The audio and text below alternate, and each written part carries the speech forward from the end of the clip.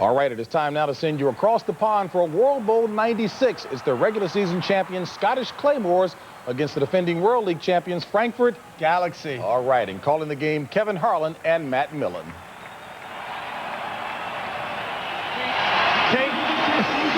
I need to tape this button so I can hit it.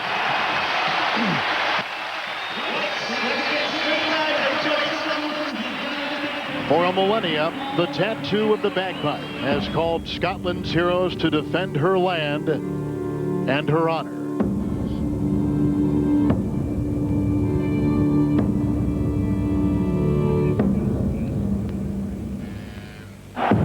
Now, a new challenge presents itself as a Germanic horde invades the Scottish Midlands.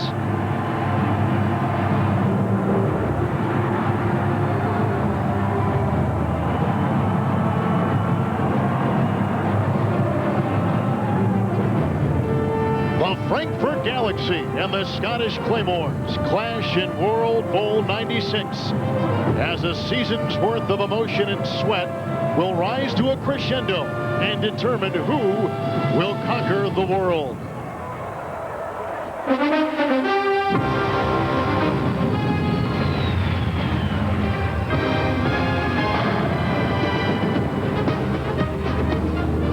It's the NFL's biggest day in Europe. The parties began earlier today and will continue late into the evening, all taking place outside Muirfield. Now we are inside Muirfield in Edinburgh, Scotland. Fox TV Sports presents the championship game. The World League of American Football as Ernie Stautner's Frankfurt Galaxy will take on Jim Kreiner and the Scottish Claymores.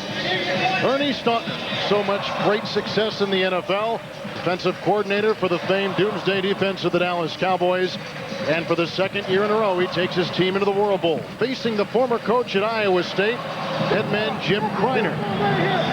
He's had success at the college level. This year, he is the World League of American Football Coach of the Year.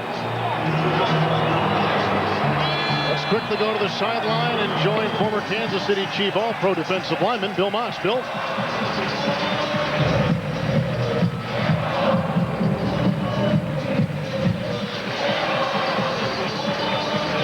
Scotland will be kicking off. And so the Frankfurt Galaxy and Steve Pallor will have it first. There you see Gavin Hastings. And deep back for the Galaxy, they've got speed merchant Mario Bailey, number 81. Gavin Hastings, a former captain of the national rugby squad here in Scotland.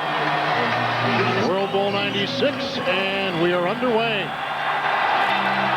And they got Bailey back to the 8-yard line. He'll follow blockers as he takes it upfield.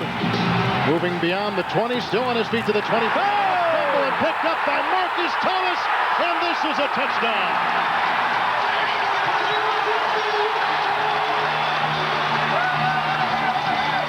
There's a flag down out there, I think.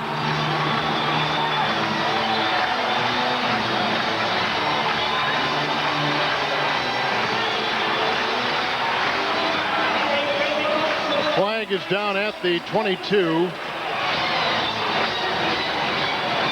And our refereeing crew, led by Walt Coleman, an NFL referee, will bring his group back into the end zone to discuss the play. What a way to begin World Bowl 96.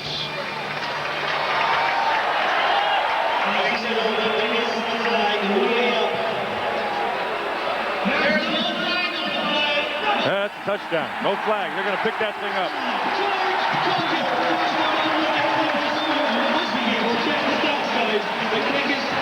Now, Scotland had been having problems in their special teams. Last week, they just got gashed on them.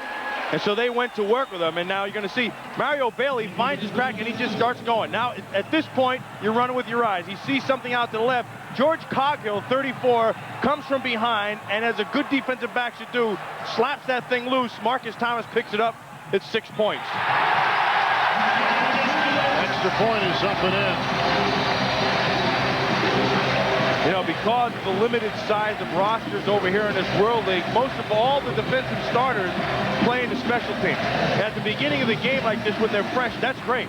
They get a guy like your starting strong safety, George Coghill, comes down. I mean, that's something the defensive back does all the time. You come from behind, you slap that ball loose, Marcus Thomas picks it up, and it's a big play. Coaches work on that all the time in practice. Oh, yeah, you know, you never can trust those DBs. They're always walking up behind you and smacking the ball, so it worked in that case. So Ernie Stautner's team is quickly down 7-0 as Scottish Claymores, who finished the first half of the season as the champion with a 4-1 record. Got in automatically and secured the home berth, and then because of their second half of the season finish, Frankfurt got in, and they've won 2 consecutive games and have both the playoff intensity, and that's why they find themselves in their second consecutive World Bowl. You know, it's funny, though, because the one thing that they didn't want to find themselves in is a situation of being behind early. Now, they don't run the football very well in this offense, and they want to try to give some balance, but if you get behind, you're going to have to throw to get in. Gavin Hastings will kick off again. And Bailey will get it on the fly at the 3 and hold on to it as securely as he can. He's tripped up and taken down. It's the 20-yard line. Marcus Thomas had a grab, and Bailey, who's been a great receiver for quarterback Steve Pallure, will stay on the field. And there is Pallure, who has had a tremendous last couple weeks, probably right now the #1 rated quarterback in the World League. Yeah, and he's playing like that. I mean, he's going out there with confidence. He's relaxed, and I think that's the key with Steve Pallure. When he can get out there, just relax, find himself, he's got a lot of big plays in him. It'll be interesting to see how they react now and respond to what has been a unbelievable beginning. And on first down, he'll go right to work as Pallure locates his wide receiver, Jay Kearney. He's out by the 25 and close to a first down with the gain of 8. Banged out a play at the 28-yard line. Kearney is one of many weapons that Steve Pallure will be using today, as you see Marcus Thomas, who just recovered the fumble on the kickoff, returned it 24 yards for the touchdown. Seibert, the national from Germany, Wes Bender from USC, Bailey and Kearney, the wideouts, and the tight end is Big Ed Smith.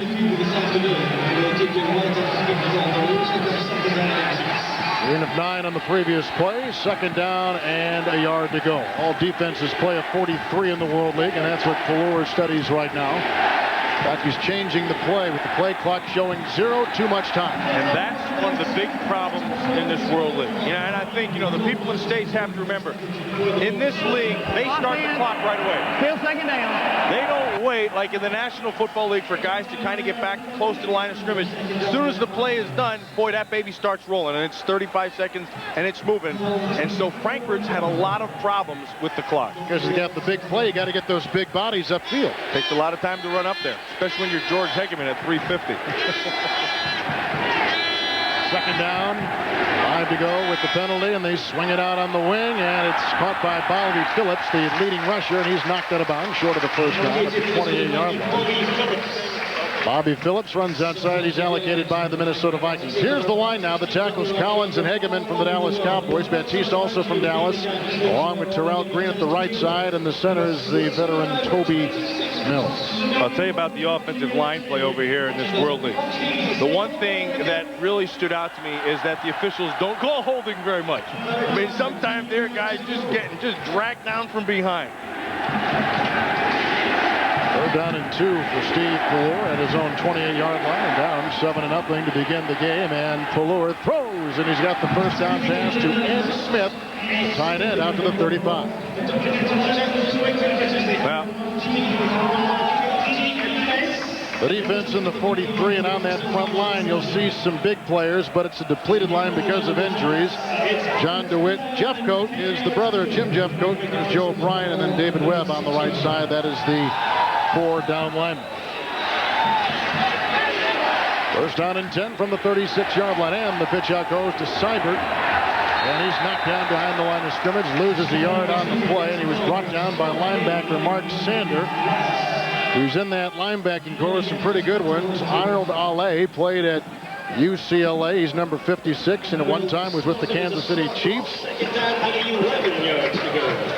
And Shannon Jones, who made that play. I mean, the tackle wasn't made by Jones, but Shannon Jones came up and just lowered the boom on Wes Bender, the fullback. Turned everything back in and, of course, made the play.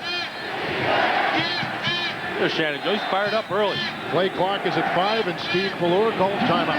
See, this is one of the problems. See, they've not been able to manage the clock well. In fact, that a number of times this year, it's been at the beginning of the second quarter, and they've used all their timeouts. And that's a problem they've not been able to work out. Steve Ballure was talking with Brad Bretz, who's got the hat on, and he is out of Cal State Hayward. Ballure had gone in a 4-game slump with the team. No touchdown passes, 7 interceptions. They yanked him. Put in the young kid, Brad Bretz, who had been in the Dallas and Washington camps. Bretz goes down with the bad knee. Ballure gets redemption, comes back in, and he's been on fire the last couple weeks. He really has. You know, it's funny when you talk to the players and the coaches, what's been the biggest difference? They say it's simple.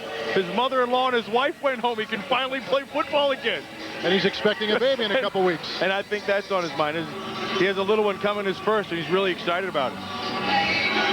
I'm sure his wife and his mother-in-law will be very happy to hear that. Don't you think so? Absolutely. Now, this is a training camp atmosphere, too. These players don't live in homes. They live in a hotel all season long.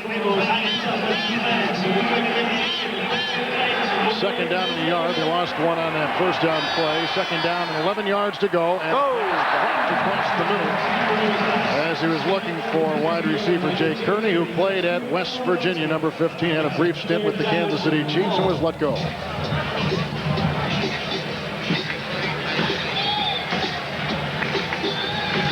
Kearney is the one player who they think has really big play, down in and down out ability. I mean, they think that Mario Bailey is a guy who can make a big play every now and then, but Jay Kearney is the player who can move the chains for him, plus still come up with a big play. A lot of guys in this league feel like he could make it in the National Football League. Not with plays like that. On 3rd and 11, Ballure throws, and it's incomplete. It's going for Mike Bellamy, and it's an incomplete pass, but the penalty flag gives him a first down near the 50. Speaking to Scotland's defensive coordinator, Ray Wilsey, the former Raider, he told me if they could get to 3rd down, that would be the key to their game. Now, here's a 3rd down that comes up big, and of course, they get the interference just to give them a first down. Defense, number 34, first down.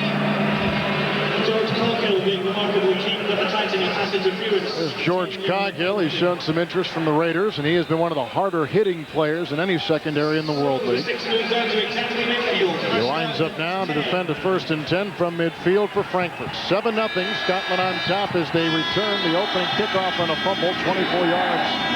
For a touchdown, and Seibert up the middle. In goes Seibert down to the 42, and a gain of 8 on first down. You know, the funny thing, when I'm watching this Frankfurt team, the one guy that stands out and reminds me very much of San Francisco's Billy Ring is Ingo Seibert. Now, he's a national player. He's a German native, but he's got that Bill Ring kind of thing of making a play. I mean, you can always count on him. He catches the ball well out of the backfield. He'll block for you. He's not the shiftiest guy, but he'll grunt his way for 8 or 9 yards. Gained 8 right there, and here's Phillips trying to get the first down, and he stopped short. He had to get down to the 40, and he stopped inside the 41-yard line. Nice play by linebacker Mark Sander as you get a good look at the great Ernie Stautner. And there's Arnold Alley, number 56, who was also in on the tackle. Look at this Scotland defense, and the one thing that really stands out, because see, in the beginning of the season they were playing very well, but their defensive line was led by Ty Parton, really took over. Now the linebackers LA, Sander right there, see Shannon Jones, they've really stepped it up, and they've become the heart of this defense along with their secondary. Short of the first down by the nose of the football, so they'll mark it. Just that much to go for a first down. We spent a lot of time with Ernie Stautner over the last couple of weeks. Well, he's a football guy. And anytime you can get with an old coach who's done the things that he's done, Pittsburgh Steelers, Hall of Famer, you know, been with the Cowboys, went to Super Bowls, he's done it all. That's a lot of fun. Steve Ballure, who has started the game 3 of 4 through the air.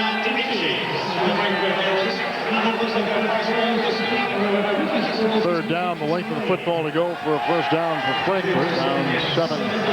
We're in the first quarter from Edinburgh. About a 4-hour train ride north of London. And you see Ballure on the quarterback keeper. Take it near the first down at the 40-yard line. You know, this is one of those situations where Matt would say you're at the mercy of the referee's foot. If he stops with his left, you don't get it. If he stops with his right, he gets it. He must have stopped with his right foot. He got it. He got it.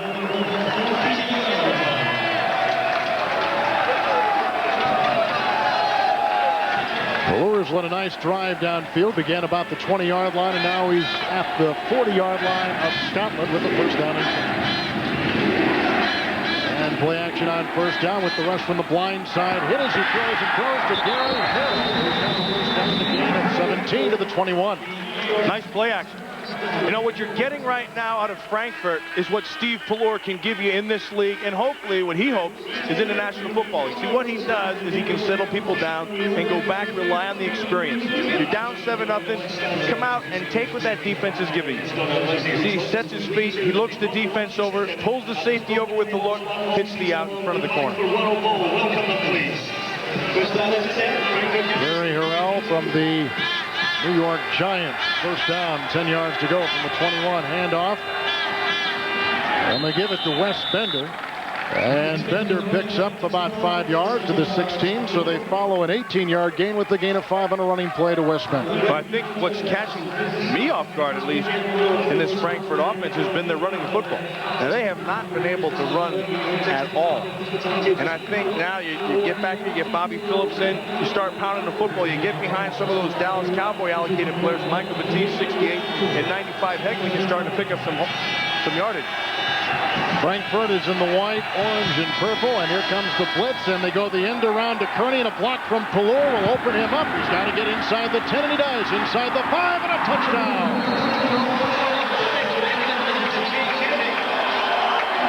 Tell you who made that whole play was Pallor. Great block. He did the perfect thing. I mean, the defensive end got out there, contained the thing. Pallor had to get him to the ground. He got his job done, and Kearney did the rest with his legs. That's a lot to ask in this league for a 34-year-old quarterback who's trying to get a comeback in the NFL. That's a lot to ask for anybody over 30 to go block a big old hog lineman. That was a good drive. 11 plays. Capping it, a 16-yard end around to Jay Kearney from West Virginia. Number 9 is Ralph Kleinman. That would be Herr Kleinman. Herr Kleinman from the Cologne Crocodiles, an amateur team in Germany. Trying to tie the game at 7, which he does. We're tied at 7 apiece, 8:33 remaining in the first quarter. So Steve Pallor on the end around to Jay Kearney. They get by Scotland. They tie it up at 7 apiece. With Matt Millen and Bill Moss, Kevin Harlan, first quarter. We're tied at 7. Ernie Stautner's team with a nice looking 11 play, 6-minute drive.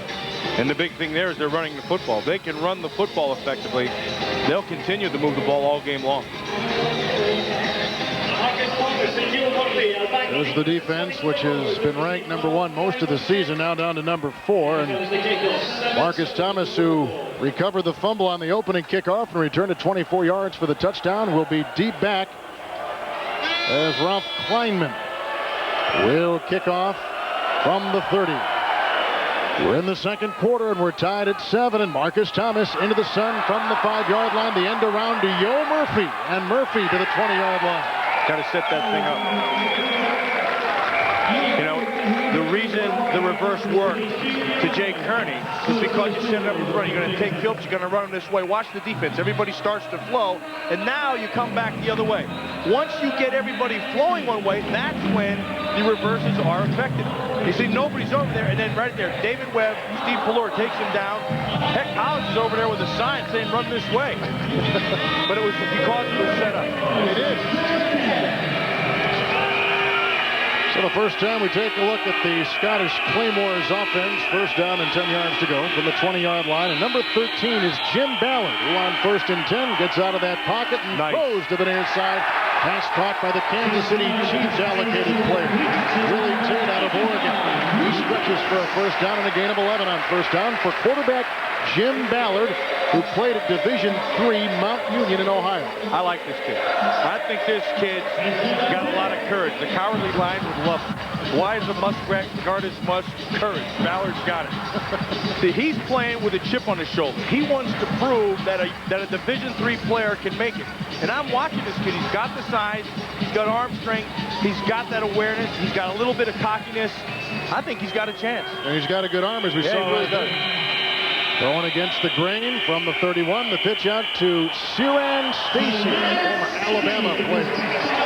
Gene Stallings, and he is out to the 34 and picks up 3 on first down. Eventually brought down by Tom Cavallo, who played at Louisville, number 53.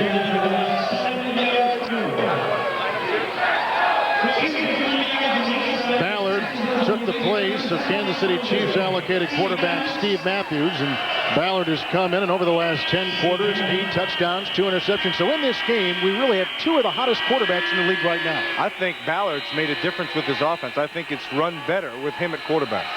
Quick throw, quick drop, nice catch. Sean LaChapelle out of UCLA, and he spins his way for a first down to the 45.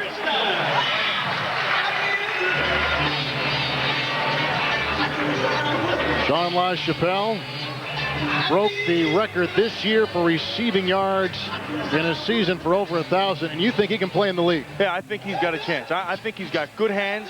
He runs great routes. He's a smart player. He doesn't have great breakaway speed, but he gets in and out of his routes so fast, and it makes the difference.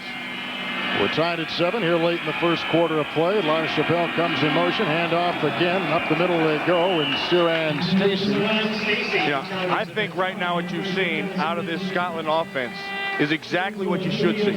Using the players that's gotten them there. You know, you got Ballard to come out and has a strong arm. Then you go to Siran Stacy, who's led the league 2 years, is a good football player. Throw the ball to LaChapelle.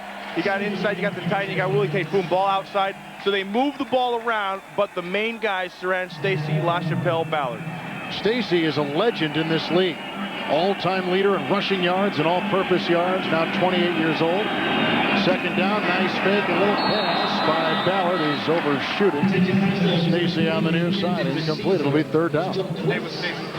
I tell you, Siran Stacy is a player that was in the National Football League, second-round pick for the Philadelphia Eagles, out of Alabama. And, you know, he got there and he just didn't quite fit. It just didn't quite make it. And he came over here and he really matured. The problem is he matured and he's 28 years old. He's a good football player.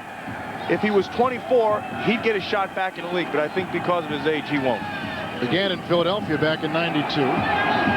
There's a third down now for quarterback Jim Ballard, who is hit and brought down, a sack on the play, and a fumble on the play back at the 41, which is recovered by Scotland. The sack was by 90, Don Reynolds out of the University of Virginia, and that's his 5th sack of the season, and Ballard is forced to eat it, and the defense of Frankfurt forces the punt. Yeah, and Reynolds should turn around and kiss his defensive back because that was a coverage sack. Ballard had who he wanted, looked downfield, coverage was there, couldn't go with it. Reynolds gets a sack. Punt now coming from Paul McCallum as a flag is thrown. It's a high hanging punt as Gary Harrell, the Giant player, on the 25, scooting up the middle and almost broke it out to the 38-yard line. We'd like to apologize to our audience. We're having some audio and technical problems here in Scotland, which is now evening time. It is 6:33 in the evening. But we are working to rectify those, so if you can remain patient with us, we will bring you nonetheless the pictures of this World Bowl '96. Penalty was on Frankfurt.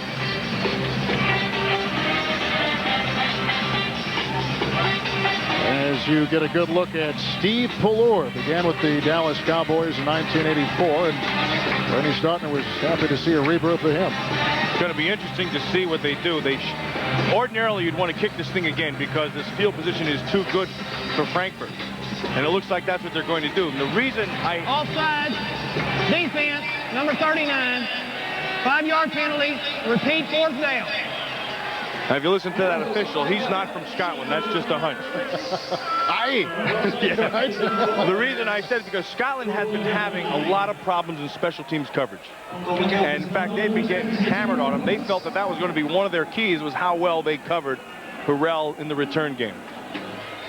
There's Gary Harrell. And Paul McCallum, who played in the CFL for many years, is set to punt it away again and gets off a boomer. High floating punt, which Harrell will field at the 19 with a fair catch, and he's to the 20-yard line. That's big. He picked up 20 yards of field position there, so that's a good call. So we're tied at 7. We'll be back at the World Bowl here in Edinburgh, Scotland, after these messages from your local station.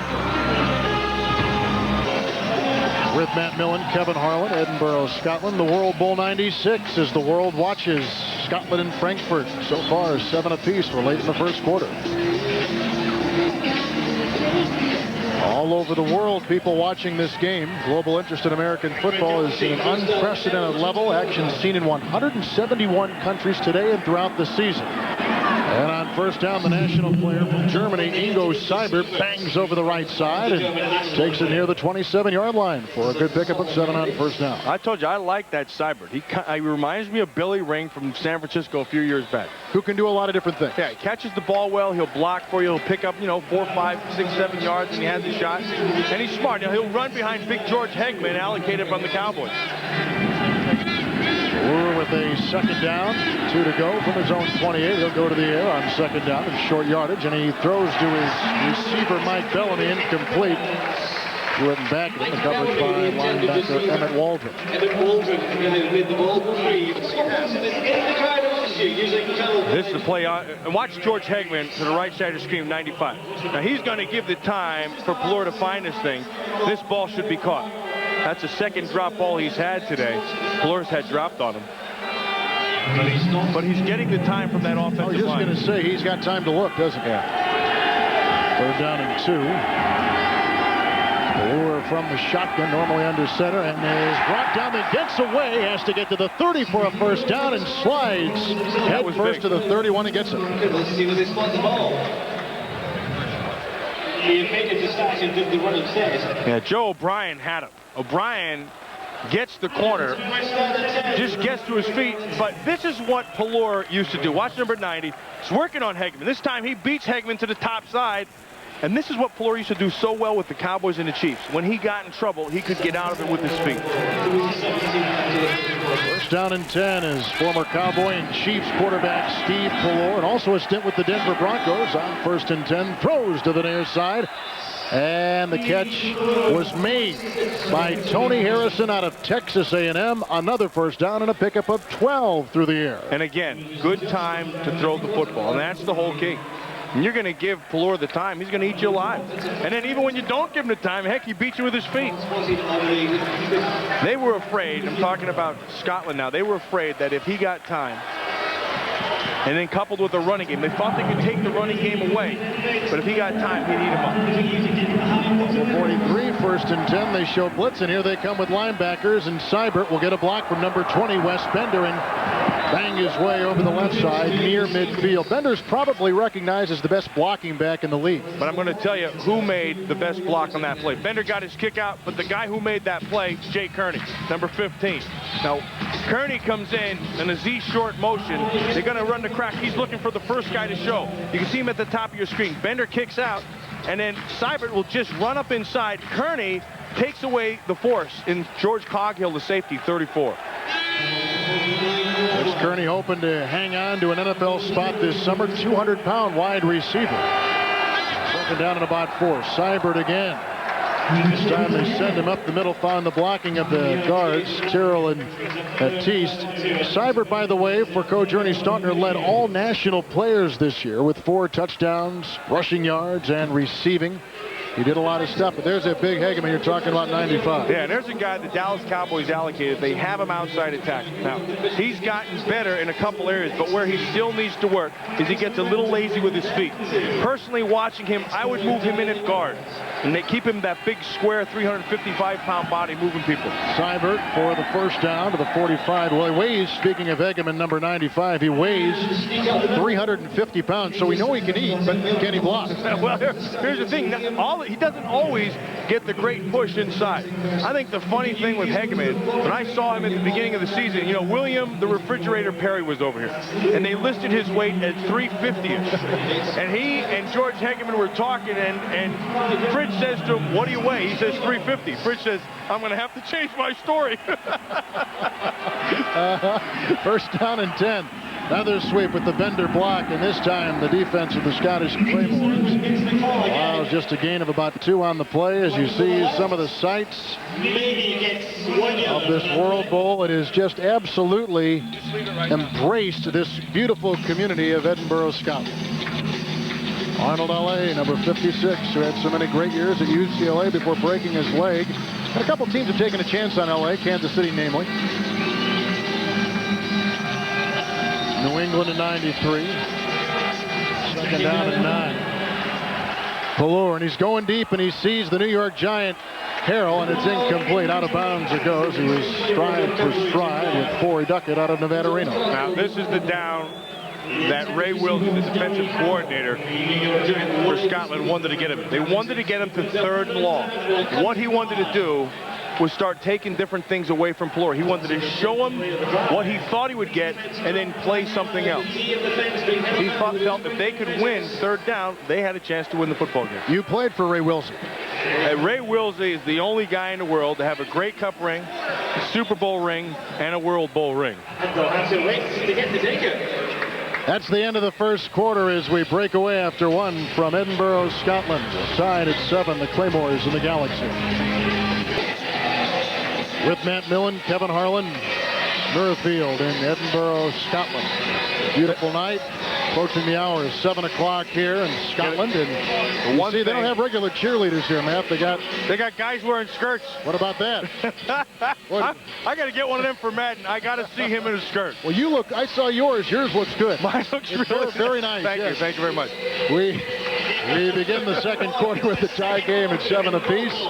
World Bowl 96, the World Bowl, the World League, a joint venture with Fox Sports and the National Football League. And Steve Pallure, 3rd and 9, gets it outside, and Arnold Ale, number 56, read it well and knocks it down. They got a punt. Okay, that's exactly what they wanted to do. They showed him one thing, gave him another. That time they faked the blitz inside. They went man everywhere else. And then when Pallure looked downfield and saw man, what he wanted to do was dump this thing off. Now watch LA right there. She's going to fake inside, and then Pallure looks downfield, dumps it outside, boom, play is made. That's a big 3rd down. Fury with the punt and retrieved at the 1-yard line by Marcus Thomas. Sure, you let it go into the end zone. That is El Stupido, because this is the World League. We're not in Barcelona. I got to tell you, you set your feet on the 10-yard line, you let it go over your head. You don't field it on the 1-yard line. 45-yard punt, and so now it's Scotland with their backs against the wall. We're tied at 7. We're back at the World Bowl after these messages from your local stations. With Matt Millen, Kevin Harlan, the 3rd member of our crew is on the sideline, the All-Pro from the Kansas City Chiefs, Bill Moss. Bill, good evening. Hey, Kevin, glad to join you guys finally. You know, 2 things I find interesting down here is, 1, yesterday James Fuller told us that special teams are going to be the key for Scotland. And ironically, in the first 11 seconds, they scored a touchdown off it. And 2, Frankfurt Galaxy has run the ball more in the first quarter than they have in the last 3 ball games. I'm very impressed with what they're doing. Back up to you guys. Yeah, Bill, you should be impressed. You know, and I think where that translates is Frankfurt's held the ball in the first quarter for over 11 minutes. And they have not been able to do that. So Scotland begins at their 1, 1st down and 10. And Ciaran Stacy from Alabama up to the 5. And he picks up a couple yards right there. Scotland only held the ball for 3 minutes and 47 seconds in that first quarter. Well, and the biggest difference, you know, that Bill told that they're running the football. Ciaran Stacy can run the football, and they will. Before this game is done, he's going to run the ball effectively. Scotland kicked off. Frankfurt fumbled the opening kickoff. It was returned by Scotland, 24 yards for a touchdown. They were quickly up 7-0. Then Pallure led a well-orchestrated 6-minute drive and tied the game at 7 with an end around. Ballard in the end zone throws it away. No one was open. In a wise move, it'll be 3rd down. I'll tell you what Frankfurt's doing very well. They know who can hurt them. And what they're doing is they're taking LaChapelle and they're doubling him, and then they're manning up Ciaran Stacy wherever he is. So closing out those strengths that you talked about back in the first. Absolutely. You have your big 3 guys who make plays. Now, it's going to fall on the shoulders of Ballard. If they're going to go back to throw, he's going to have to spread it around to the other receivers. That could mean Yo Murphy, who had a good game last week in Spain. Murphy, one of the top receivers in the league. He's out of the University of Idaho. 3rd down and long. They've got to get to the 12, and the pass is overthrown. Incomplete. Looks like he got hurt. That's LaChapelle at the 23. Yeah, it looked like in the middle of his route, he pulled up. Maybe, I don't know what. It looks like he pulled muscle or something, groin or hammy or something. He was running his route, and all of a sudden he just kind of stumbled and fumbled, and that was it. Let's look at it and see if we can pick it up. Well, the first thing you'll see is Ballard has the time, and that's the key. See right there, you see how he was running and he just kind of stumbled? UCLA's all-time wide receiver, Sean LaChapelle. That's a groin. Injury timeout.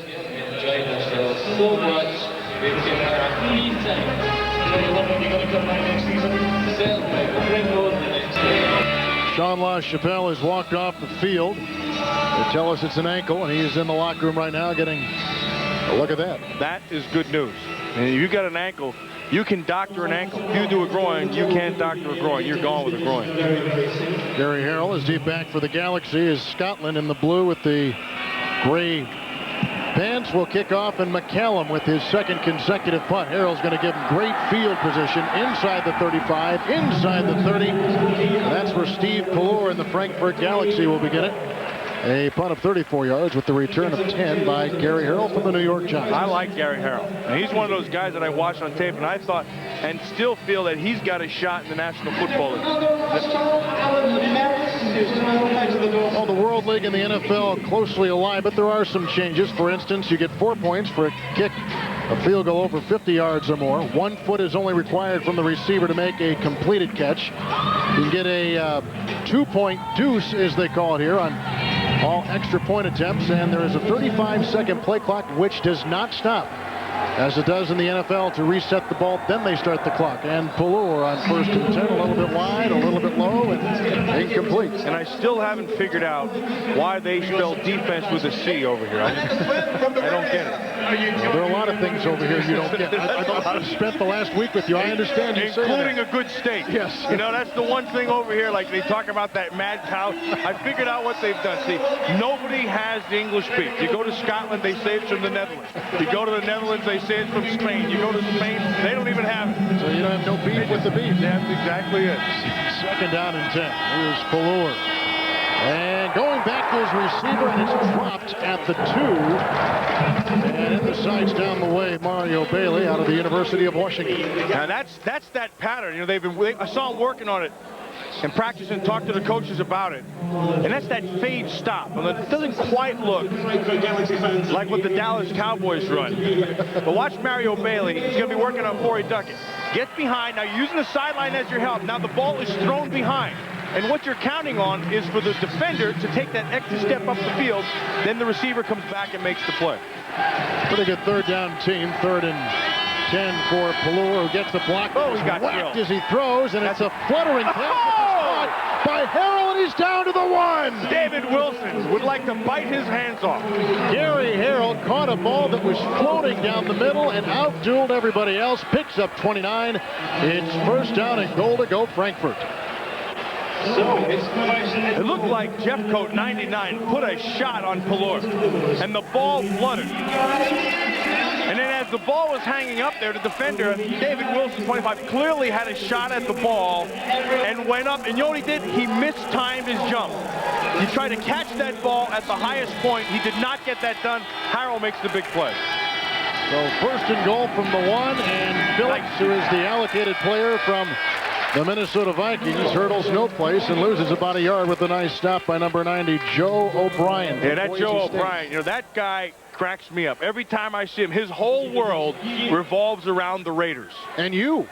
He loves the Raiders. That guy, Joe O'Brien, all he talks about is, you know, John Madden's Raiders and Tom Flory's Raiders. And tell me about how and what was Jim Plunkett like. And his whole world is the Raiders. 2nd and goal. Phillips again got a block, and then the defense came through, and Mark Sander out of Louisville, number 54, made a big hit. He played for Howard Schnellenberger at Louisville, and that time he throws him for about a loss of a half yard. You know, you always judge the toughness of your defense in short yardage and goal line. You get good short yardage and goal line defense, good tough stuff, you're going to have yourselves a good tough defense.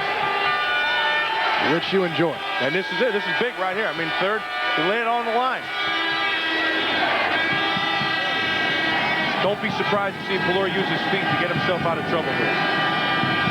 1 is Harrell, and he's got 4 receivers deployed, and into the end zone, the pass is caught for the touchdown, brought down by Mario Bailey, number 81 from the University of Washington. And they're going to get Bellamy, 84, I believe, for taunting. A flag was thrown after the catch, and Bellamy was there. And Bellamy has taken some pretty good hits himself already today. And it is against Frankfurt. But the touchdown stays. Touchdown stays. They'll move this thing back and it'll become a field goal instead of an extra point. Hey, that was good football.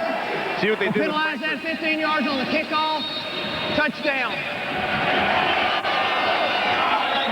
Bailey by the one, number 81, who just caught that touchdown pass, also is the one who fumbled the opening kickoff, which Scotland returned 24 yards for the touchdown.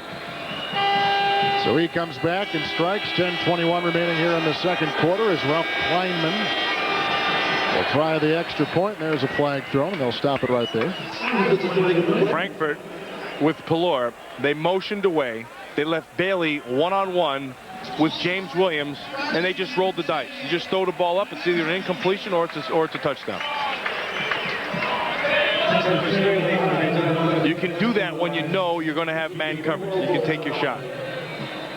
There's Mario Bailey.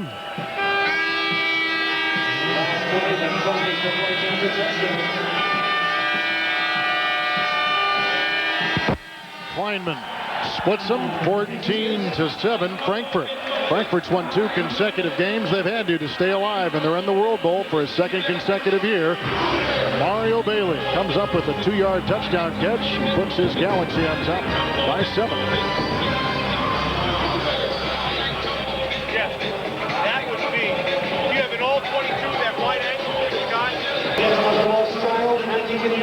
Frankfurt on top 14-7 with Matt Millen and Bill Moss, Kevin Harlan, Edinburgh, Scotland, where it is just now 7 o'clock and stays light here until about midnight. We're so far north. A penalty on the kick, and it pushes it back now. On the touchdown, pushes it back to the 15-yard line. They assist it with the taunting of one of the Frankfurt wide receivers. And the kick picked up. And Marcus Thomas from the 25 fakes the end around to Murphy, and Thomas running outside. He's to the 43 and then belts it there. Mark Byers, number 58, got it. He played at UNLV. Let's take a look another time at that touchdown. Pelor knows he has man coverage. So what he does is he sends everybody away, and he leaves Mario Bailey all by himself. You're going to watch the motion comes across. You see the defender. Now what that does is it leaves this whole half of the field free. And Mario Bailey is working on James Williams. Watch the difference in the play. Good defense here by Williams. Look when the receiver looks. Did you see how Bailey got his body between the defender and the ball? That was the difference in the play. That's good football. Another possession for Scotland, the first half of the season champs, and on the 43-yard line. They begin at first down and 10 yards to go. Siran Stacey brings it up the middle. He's had 5 100-yard games this year, but that is only the 9th play in the first half run by the Scottish offense so far. Well, and that speaks volumes of the Galaxy's their offensive line and their ability to control the football with the running game. That's been the biggest difference. And earlier, we had not seen a lot of running by any of these teams in the regular year. Second down, 8 to go from the 45. The pitch out. Stacey again got a block and moves on a fumble on the play, and it's recovered by Cavallo. Cavallo has the ball, and he may have fumbled it at the 45. There goes a flag.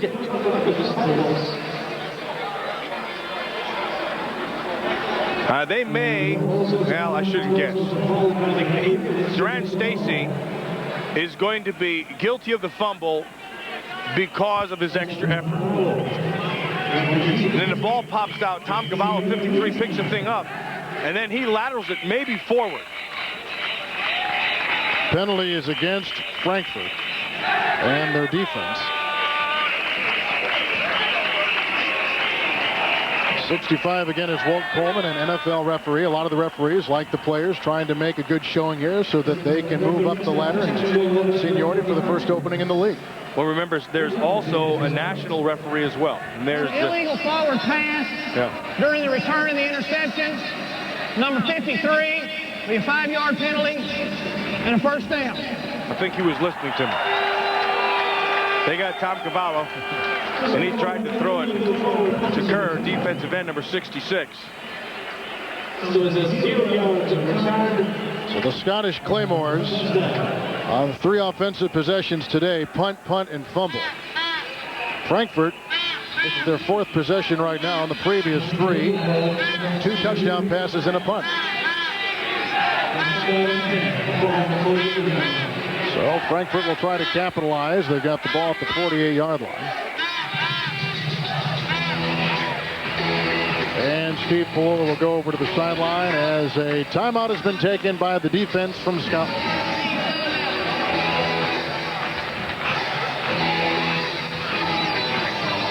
(14-7), Steve Pullover and the Frankfurt Galaxy leading in World Bowl 96.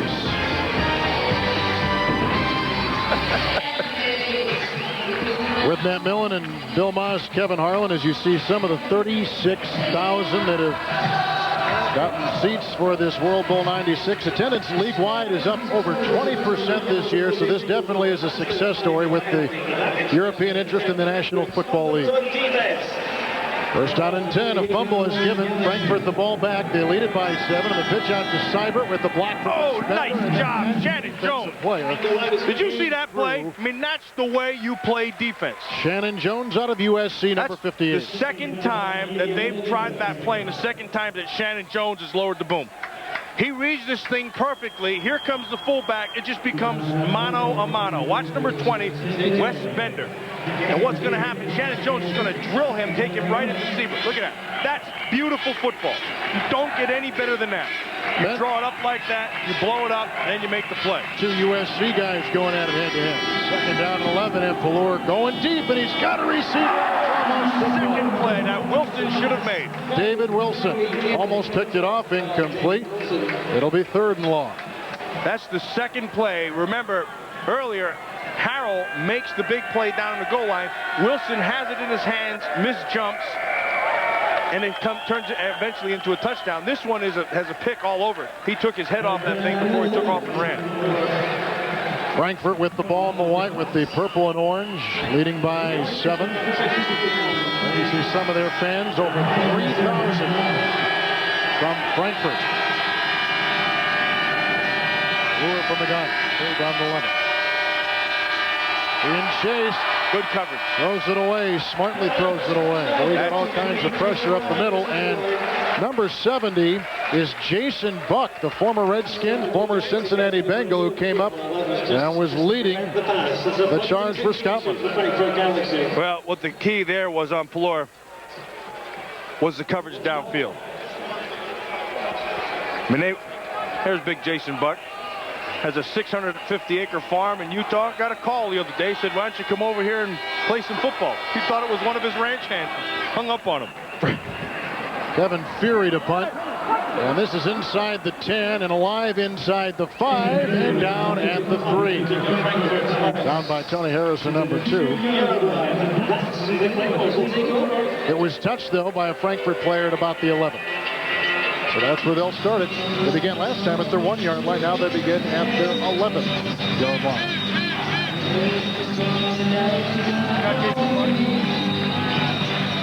A number of NFL representatives here today. NFL President Neil Austrian and his wife Nancy are here. Steeler President Dan Rooney. His wife Pat have come here. Carl Peterson, the President and General Manager of the Kansas City Chiefs, is here. John Beek, the GM from the Broncos, he is here.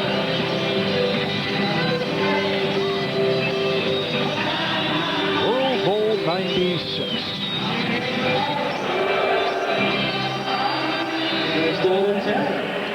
Jim Ballard gets it again. First down and 10. They need to put together a good-looking drive, and it begins on 1st and 10 with the pitch out to Stacy, and he has no room to run and no room to hide on the wing.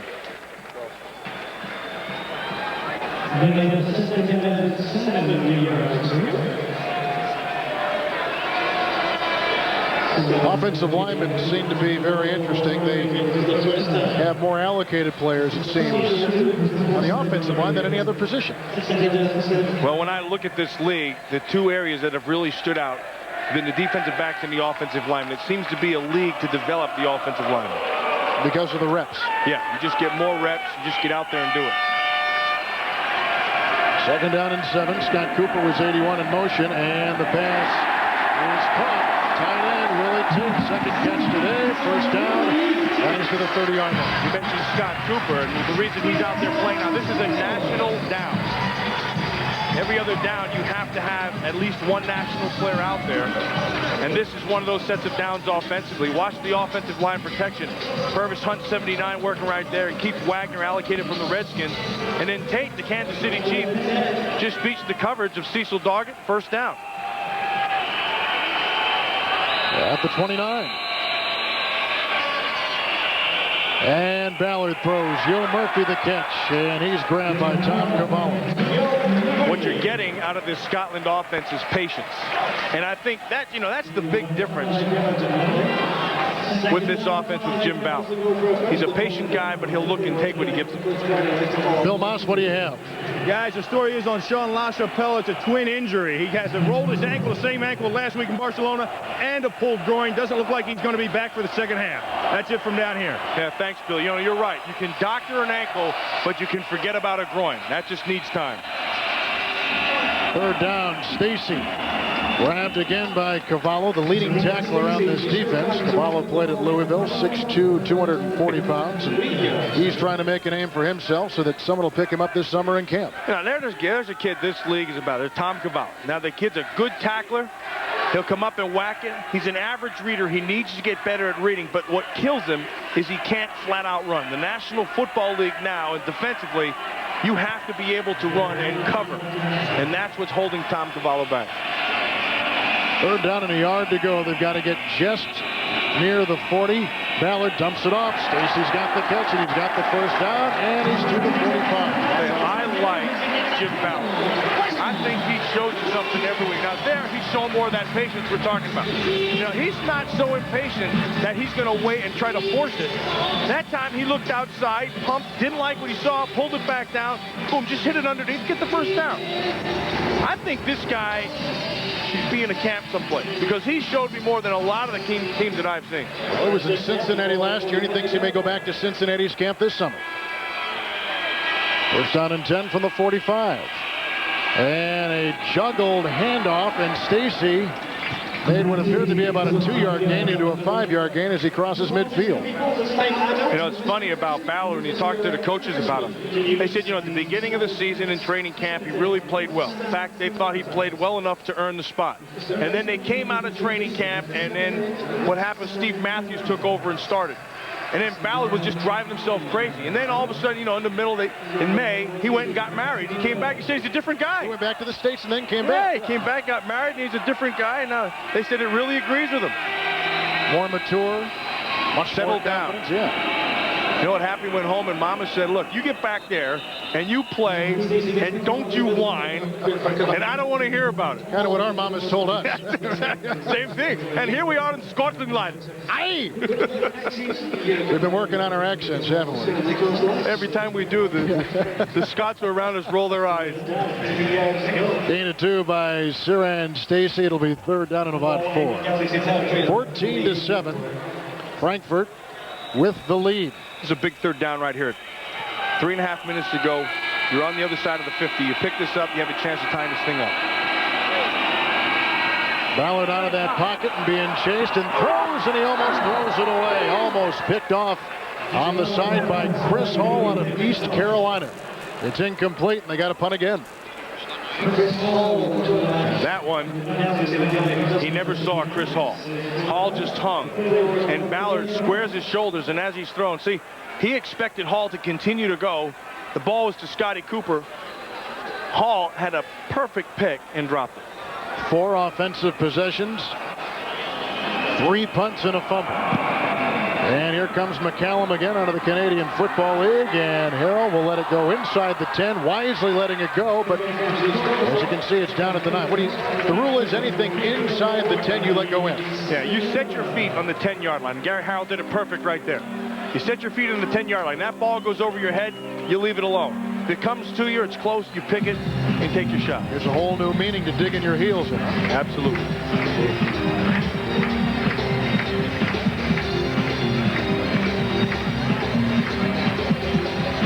There's Ernie Stutner. I think they're talking with Les Miller, the man there on the left of your screen who was at Kansas City and rumored to be going to Philadelphia to join that crew and player personnel, but he runs the football side of the World League. I'll tell you, the one thing that the states can learn from the Europe and WLAF is this crowd knows how to have a good time. They do. Parties begin hours outside, much like our tailgate parties in the States. First and 10. Claymores brought down at the 1-yard line with the big sack. Recorded by Brian Colby, the allocated player from the Kansas City Chiefs. Again, you have to go back and thank your DBs because this is a coverage sack. Fuller had no place to throw this ball. Every place he wanted to look was gone. I want you to watch the coverage. Receiver here, and up top. And as this thing develops, Fuller will drop back and look, and there will be a perfect blanket back here. Nowhere to throw the football. Get your zone drops, get your push underneath. Nothing there. Roby comes up, big sack. And up the middle. Getting that quarterback's face. Second down and a ton, and they get it out to the 5-yard line with a quick run. Tell you what you've seen. Bobby Phillips carried it, number 30. Out of this Scotland defense has been some adjustments by Ray Wilsey, their defensive coordinator. And they came out and they were running the football on them. They were gouging them, controlling the ball. And then, of course, that opened up the pass game. Now they've tightened up their pass coverage. And they've taken away and tightened up their run defense up front. It's made a world of difference. That's nice adjustments by Wilson. What he's done, he's walked his safety up a couple times, taken some chances in the running game as you get the 2-minute warning. 2-minute warning in the World Bowl.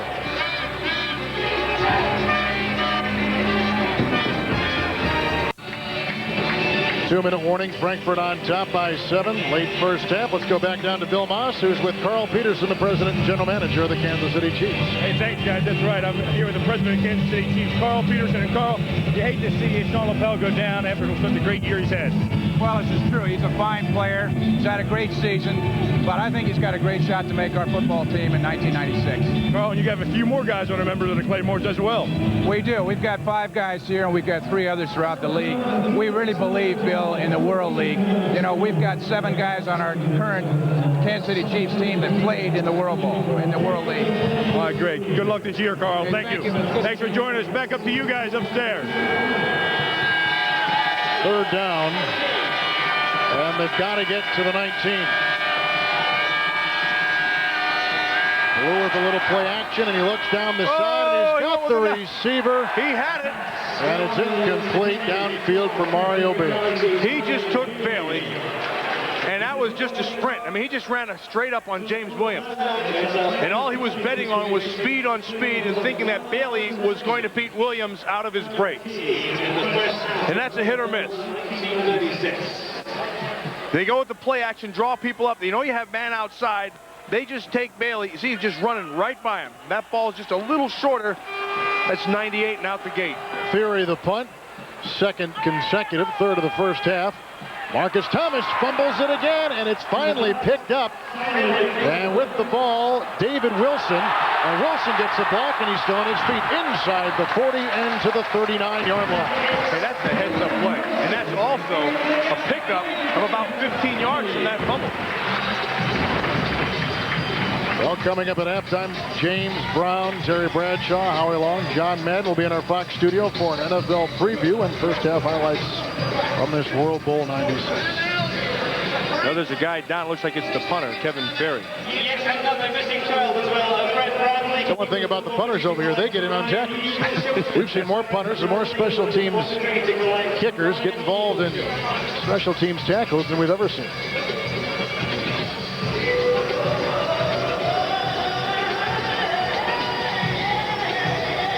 You know, as poorly as the first half has gone for Scotland, they're one play away from tying this thing up and really taking kind of over what's going on in the first half. Because in the first quarter, they played horrible. I mean, they only had the ball for 4 minutes. They gave it up for 11 minutes. Fury is allocated by the Carolina Panthers to this World League. And he walks off a little slowly. Now watch number 3. You see him, he's going to be right here. And he's the kicker, and that's the reason why kickers play with no awareness. See, because they have no clue. They're just running down there, and it's not like they do it all the time. And now he's going down there. His job is to be the safety. But what he doesn't see is the guy looking for the safety, and the ear holder. So Scotland will try to capitalize on some pretty good field position just before the half from the 39-yard line. First down and 10 yards to go for quarterback Jim Ballard. Going deep, and he wants the quick hitter, and he's got a receiver, and the catch is made. Murphy. That should be 6. I don't think he was touched. I think Joe Murphy scored 6, but they're going to mark him on the 1-yard line. That's a huge play. That's even bigger because Ballard had somebody right in his face as that ball was let go. Say, I like this kid Ballard. Watch Murphy. He's going to run the deep 8 route. He's going to take him, now break back to the inside. Ball is thrown. Now watch, see if he's touched before he gets into the end zone. There's a touch. That's a touchdown. Nobody touched him until he was in the end zone. That should have been 6. As it is, they're marking it on the 1-yard line. Now the front end of that play. Scotland, that's their second team timeout. 40-second timeout. And Ballard saw it all the way, stayed with it, had pressure right in his face, and let that ball go. Murphy picked up 38 yards on a 10-point pass from quarterback Jim Ballard. See, Ballard at the bottom of your screen was just getting lit up. Now watch how Murphy goes for that ball. Nobody touches him. He's touched there. That should be 6 points. I like the toughness of this kid. I like his mental approach. I like the way he approaches everything. 24 years old, a native of Ohio. Senior year at Mount Union in Ohio, Division III school, threw for 73% completion. And he's done about the same since he's come off the bench late in the year, replacing Steve Matthews, and he's about 73.5%. Big, strong kid. He's accurate, and he's tough. I mean, you can't ask for more than that in a quarterback. See some toughness right here. He'll just stand in there and stays with it, knows he's going to get hit, and Reynolds hits him right in the kisser. Big completion. On the 1, 1st and goal as they try to tie it up. Ron Dickerson comes toward you, number 23. Stacy just about fumbled it away. A flag is thrown, and he's to the 2-yard line. Second time Stacy has almost coughed it up. Yeah, they got to get that thing ironed out. I don't know what it is, whether he's hesitating or whether the quarterback's not getting the ball clean to hand it off. Whatever it is. Snap, number 72, 5-yard penalty. Still first down. Please reset the clock to 102. Please reset the clock to 102.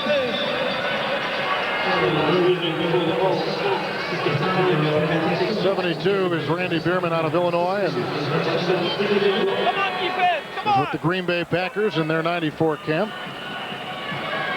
He weighs 320 pounds. It's a big front line. I mean, they average about 320 across the front. Well, I'm going to tell you something. This whole league has some monsters in it. I mean, we've seen some huge people over here. They're enjoying the food.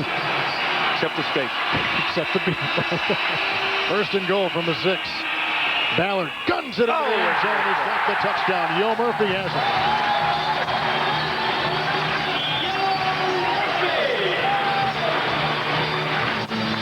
Now that was a chance that Ballard took. And he saw it, and he put some mustard on that thing, and Murphy came down with 6 points. You lose your best player, LaChapelle, with a groin and an ankle. Somebody's got to step it up. Yo Murphy's stepping it up. And he's had a pretty good day. Hey, not bad. 3 catches, 50 yards to score. Really, that one shouldn't even have mattered because he scored earlier, which they didn't call. Right. Gavin Hastings will miss the extra point wide right. So it is not a tie game, and Scotland trails by 1. Hastings missed one last week in Barcelona. He's been having problems. Here's Watch the touchdown Ballard again. I want you to watch Ballard. Set his feet, knows where he wants to go. Murphy works his defender, Chris Hall, pushes him upfield. Hall makes a he gets a great break on that ball, but he never whips his head around. And because Ballard sees that, I mean, he puts some heat on this thing. Watch him. He sees it right away. Say, I like this kid. Look at this. He knows what he has. He's man up out there. This ball gets past Chris Hall before he can whip his head around, and Yo Murphy's in for 6. And a nice adjustment by Murphy, too. Absolutely. That's good football. Mount Union. He said, I know I can play. All I want is a legitimate chance to play. Don't bring me into camp just to throw 7-on-7 and take up time. I want a shot. I'd give him a shot. And these players know that NFL general managers and scouts and coaches watch the tapes weekly of these games. looking to put together their 96 teams back in the States. And the kickoff returned by Mike Bellamy, and it's a loose ball. And that's Scotland's ball. At the 15-yard line. Second time on the kickoff that Frankfurt has fumbled the ball. One time returned for a touchdown. This may cost them a touchdown. That's Shannon Jones who got that one. Remember, I talked about not having the huge numbers on your roster, so your starters have to play special teams. Jones comes up with this one. Looked like the ball just came out of Bellamy's hand. It just popped loose.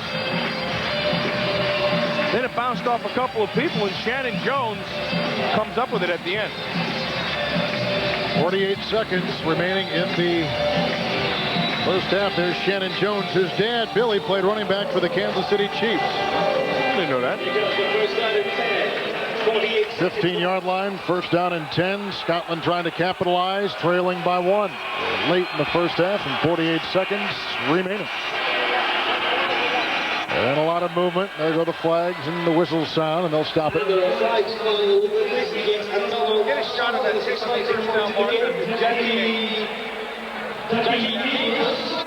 Prior to the snap, number 13, 5-yard penalty, still first down.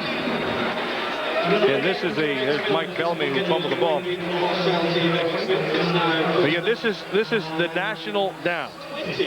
And that's indicated on the first down marker, on the down marker. They'll set a little sign on there, and that indicates that there has to be a national player in this series. First and 15, back at the 20 with the penalty. Ballard guns it again. Third catch today by tight end Willie Ting from the Kansas City Chiefs, and he's to the 16-yard line. Clock is at 37 seconds and ticking. There, you can see, there it is right there. See, that indicates that there have to be national players on the field for that series of down. But what's been happening is some of the coaches have been kind of experimenting with that rule. They don't have the guy in there. They don't. They say he's hurt, so he can't go out. And so what that means is all Americans would have to play. Second down, 11, ball knocked down at the line of scrimmage. I think it was hit by Don Reynolds, number 90, who is recognized as maybe the best defensive lineman in this league. And he always gets a push up front, and he has a presence, of course, to knock the ball down. Usually what happens when you're knocking the ball down at the line of scrimmage, it means you're not getting any kind of rush inside. But you do have the presence of mind to be able to get those hands up and knock it down. Ty Parton, the defensive lineman for Scotland, who was hurt, was looked at as the best defensive lineman in the league. And since he's been hurt, Reynolds has kind of stepped it up. On the 16, third down and 11, trying to get in for more points. And into the end. Joe Murphy and you only need 1 foot in the World League, and that's exactly what he got in, and that is as good a catch as you'll see. Hey, I don't care if you gotta have no feet in. That catch was a great one. I mean, that was a one-hander on a hot and spicy ball that was thrown out there. Joe Murphy, just, boy, what a tremendous catch. That's great football. I don't care if that's Jerry Rice or Michael Irvin or anybody. Joe Murphy just put on a clinic for that thing. But Jim Ballard knows where to throw that ball. Second consecutive touchdown catch by Murphy. And 4 catches on the day, and Ballard has been right on the money. And this ball is thrown to the outside. Watch Murphy at the top of your screen. Going to work the DB. Watch, he breaks him inside. Now he's going to take Chris Hall back outside. Hall goes for the ball. There's your mistake. Here's your opportunity. Watch this. Unbelievable. And that is a score. And he actually got both feet in bounds. But the question was whether he had control or not. There's the catch. There's the touchdown. That's a great catch. Joe Murphy. He was with the BC Lions in the Canadian Football League out of Idaho. And he, like Ballard, trying to show what they can do in front of a worldwide audience tonight. Where the heck do you get a name like Joe Murphy? Well, the ironic thing is his middle name isn't Yo as well, and he'd be Yo-Yo. That's like when he was out there playing in the park, Yo Murphy. That's right. His little sister couldn't say his proper name, which was Llewellyn. Llewellyn. And so she came up with Yo, and it stuck. And now Jim Ballard's just saying, yo, Murphy, here, take it. Nice catch. Great catch. Jim Kreiner, who was an assistant at UCLA under Pepper Rogers, and Dick Vermeil has sent the play into his quarterback. They're going to try for 2. They lead by 5, and down he goes, and the ball is thrown away, incomplete, so wipe it away. And Scotland with 8 seconds remaining in the first half, leading 19-14. So they're trying to get back on track. What they've done now is they missed 2 extra points, and they lead by 5. Well, 2 consecutive times, the touchdown pass and then the 2-point try, Frankfurt went with a blitz, which means you're having to man people up outside. Ballard recognized it the first time, found Yo Murphy, who makes the tremendous catch. Then the second time it worked, nobody was there in the man coverage, you had to throw it away. And the nice thing about what Scotland has done today is they have capitalized on the 2 turnovers by Frankfurt. Yeah, and I think they've kind of turned the corner in the middle of the second quarter defensively. I think Ray Wilsey, by walking that safety up, taking away the run game, making them have to beat them on 3rd down, going with man coverage, done some blitzes, changed things up. That's made the difference.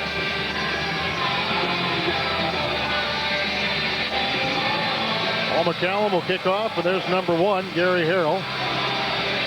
Hanover Nighthawks, one of some 800 teams that consist of over 45,000 players that play amateur football here in Europe. And Harrell to the 30, backpedals to the 29, and that ends the first half. So Steve Pallure has got some catching up to do. He did not get the ball late in the second quarter, and Scotland takes advantage of a couple turnovers, and Yo Murphy with 2 touchdown catches. We're at the half. We'll be back at the World Bowl after these messages from your local station. Some of the beautiful Scottish countryside. Loch Ness, actually, and I don't see any monster there, but nonetheless, we've had a great game inside Muirfield in Edinburgh, Scotland. And because of a couple of Frankfurt fumbles, Scotland has taken advantage of them, and they've gone on top 19-14 with Matt Millen, Kevin Harlan. Interesting game, and we've seen some tremendous individual performances so far. Well, Yo Murphy is the guy. I mean, Yo Murphy's made some catches, and Jim Ballard, the quarterback, hasn't wasted any time finding him. You know, Sean LaChapelle, the #1 receiver, the MVP of this league, gets hurt, he goes down. Somebody's got to step up. Yo Murphy has done that. And then Ballard, the quarterback, has really found himself. And what he's been able to do is just relax and take over the offense. 3rd member of our crew is Bill Moss. Bill? Hey, guys, I'm standing here with Steve Pallure. Steve, any big changes at halftime? I don't think so. I think we just need to keep doing what we're doing and, keep driving the ball. I don't think they've stopped us a whole lot. We've stopped ourselves a lot, so we just got to keep working. You've been in this situation before, no stranger to comeback. Did you talk to the team at all? Yeah, I mean, we're just disappointed that we turned the ball over and they didn't really, drive the ball on our defense to win. So we feel like we're still in control of this game. Thanks, Steve. Best of luck second half. Okay, I would agree. Yeah, Billy, I would agree with what Steve Pallure had to say. If they can get back to what they were doing in the first half, they're going to be in good shape. But the biggest key for that, as you look at the numbers right now, is running the football. When they were running the ball effectively, Steve Pallure had those 8 completions. Since they've been able to take that run away and turn it into a one-sided thing, they've been able to force him into a couple throws that he didn't want, and also a sack.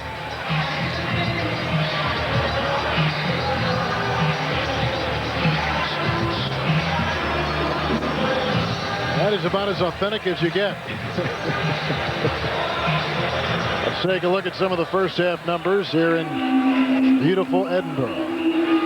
Well, you can see the biggest thing is it's highlighted over there for the Claymores, the 13 points off the turnover. They started the game with 6 off of a fumble, and then later on, the fumble by Mike Bellamy turned into another Jim Ballard touchdown to Yo Murphy. Time of possession is kind of evened up.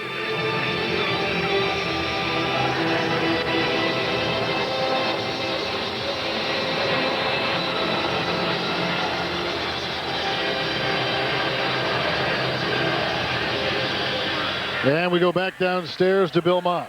Guys, Sean LaChapelle is definitely out of the game, and that's going to be a big factor for him. You know, you saw they got Yo Murphy into the game plan, but now Frankfurt is going to take him out of it. Watch him to get the ball to the backside of the backfield, and also tight end Willie Tate. Back up to you. And Tate's already had a big day with 3 catches. And what that does really, if they're going to try to take Yo Murphy out, that means that they're going to have more patience from the quarterback position. Because if they're going to make a definitive effort to take one receiver away, it's going to have to open somebody else. And it'll be up to Ballard to find him. Kleiman set to kick it off for Frankfurt. Deep back. Marcus Thomas. Yo Murphy.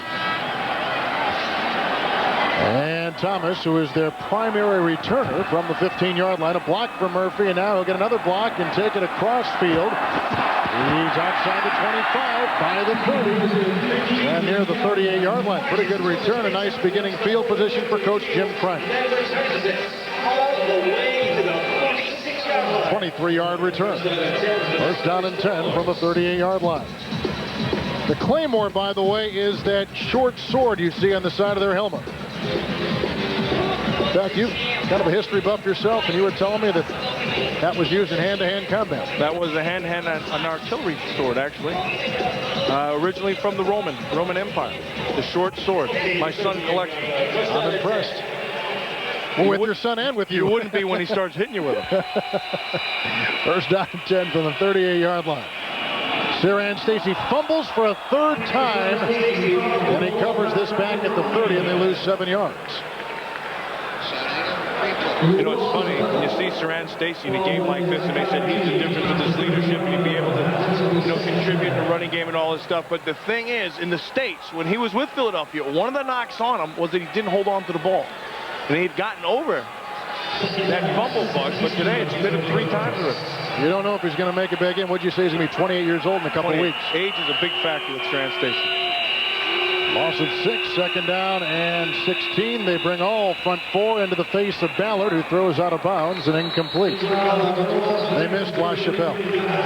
Well, they do. I mean, you're always going to miss, you know, the MVP of the league in the offense. Of course you're going to. And then when he's such a big part of this offense. But I think one of the things is he's taken a lesser role since Ballard has come on, because Ballard will find other people. Like Yo Murphy. Like Yo Murphy, and that time he's looking to Scott Cooper. Scott Cooper, a national player, who defended his thesis and now has his doctorate in polymer chemistry. In what? I don't know what it means. But I know it's impressive. And he does, and he got his PhD. 3rd and 16. He's going for Cooper again. And Cooper, the national player from Finland, makes the grab at the 47-yard line.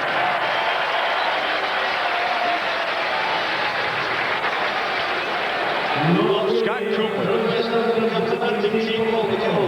I'll tell you, this kid here has gotten better and better as the year has gone on. I watched him at the beginning of the season. See number 81. He's gotten to the point where he's a major contributor and can be counted on in this offense. Very bright guy. He's developed pretty good hands. Short of the first down, they got a punt on 4th down. It's inside the 20. And Harrell will let it go down, and it's finally touched by the Claymores. 38-yard punt.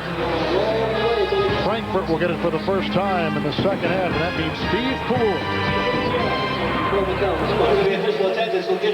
Scott Cooper just made that catch. He's one of many nationals on the field today. He's a wide receiver who played some amateur football in Glasgow, and he's also out there with Gavin Hastings from Edinburgh, Paul McCallum from the Canadian Football League and representing the country of Canada, and Ben Torriero from Edinburgh. Those are the Claymore national players. Most of the national players in this league will be kickers or punters because of the great soccer heritage over here. And there's Steve Pallur of Frankfurt. And Frankfurt's got their share, including Ingo Seibert, who played for the Munich Cowboys. And Draver from Dusseldorf, Oliver Quast from Munich, Cologne kicker Daniel Kuhner. A well-represented group from the country of Germany. First down and 10. Seibert makes the run over the tackle, and he's out to about the 20-yard line. Gains about 5. Now there are rules too which accompany these national players. 4 yards gain to the play. Second down, 6 yards to go for the first. Gotta have 7 on your team. They must be in there for every other series. Must be on the field for special teams play. That's why you see so many in the kicking aspect of the game. But there are rules which accompany having these nationals on your team. A lot of teams think of them as a liability. Most, though, think of them as a huge asset. Cyber. Nowhere to run that time, and he's down at the 18-yard line. There's Joe O'Brien at radio. You know, I talked to him the other day. Jason Buck, who played with me with the Washington Redskins, said, Matt, I have to talk to you about this guy, Joe O'Brien. He lives and breathes the Raiders. That's all he talks about. All he wants to do is have a shot to play for the Oakland Raiders. He said he doesn't care what he does. Snap, defense, anything. I'll do anything. Walks around with that silver and black hat constantly. Last year he was in the Vikings camp up in Mankato. 3rd down. 8 to go. The pass is caught. He's got to get to the 25, and he gets to the 21. The catch was made by Mario Bailey. Nice defense by James Williams, 22. They got a punt on 4th down. That's good defense. Hey, anytime you stop the first, you win. You're going to watch as he's looking back inside. Here comes James Williams, 22. Watch him breaking the ball. Now Bailey comes back and makes the catch. Now you hold on and you make the tackle. You make the tackle, force the punt, you win. 3rd consecutive punt for Fury. Marcus Thomas to the 30-yard line, and he's got some room to go. And finally brought down by Frankfurt's Hillary Button, who's a linebacker, and back downstairs to Bill Moss. Hey guys, Jim Ballard just had to switch helmets because his earpiece seemed to be misfunctioning some way. So they took off another helmet, put a new face mask on, and he's back into the game with someone else's helmet. So we'll be keeping an eye on that, see if he can hear. Rules are the same, and they use the same radio communication in the helmets. And remember the rule, if his radio communicator does not work, then Pelor has to not use his as well. He better hope he didn't pick up one of those big old bucket head lineman helmets, so that thing will be flopping all over the place. 1st down and 10 from the 37. 1st down and 10. 19-14. Claymores, the team with the ball, leading by 5. A little play action. A little waggle by the quarterback, and he gets the pass out to the tight end, Willie Tate. He fumbles the ball. Picked up by Cooper, the national player, and he takes it all the way to the 36-yard line. Scott Cooper had been running a deep end to clear out that area. And then as they ran Willie Tate across the field, Cooper was still behind him. You're going to watch this. Cooper, 85, is going to stay inside. Now you dump back outside. To the top, you see Cooper at the top of the screen. He was trying to clear out that quadrant. Ball pops up. Cooper's right there because he's doing the right thing coming back to the ball. Now, I like this kid. I think he's one of those players that's never going to hurt you. He's a smart kid, tries hard, gives you a lot of effort all the time. In fact, he's there all the time as your national starter in the series. Siran Stacy on 1st and 10 is inside the 30 on a gain of 6 to the 29. And see, that was a perfect shot of why Cooper is invaluable. Now, he grasped the game. He's playing club football over here. And he's not afraid to do anything you ask him. He'll play special teams. He'll block when you have to. That time, he gave Siran Stacy a block and enabled them to pick up 7 yards. And he's smart. Smart kid. PhD we talked about. During the season, he had to defend his thesis. 2nd down, 3 to go. Stacy for the 1st down inside the 25. I'll tell you how smart Scott Cooper is. Jim Kreiner says, oh, I love that Scott Cooper. Everybody on the team likes him. He's one of the team. They accepted him. He said, in fact, I liked him so much in his work ethic. I came up to him and said, Scott, how would it be if we put you on the kickoff team? What do you think? He says, I think the other team would score. So he's smart enough to know what he can't do either. He's honest. 1st and 10, 25. Stacy again. Other running play. And just a couple yards. Gets the call again, so Stacy for another couple. Jim Kreiner. Well, the patience is what you're seeing from Jim Kreiner and his offensive staff along with Ballard. And there's one thing to talk about patience and having it called the game that way, but there's another thing about being on the field and actually doing it. And I think that says good things about Jim Ballard.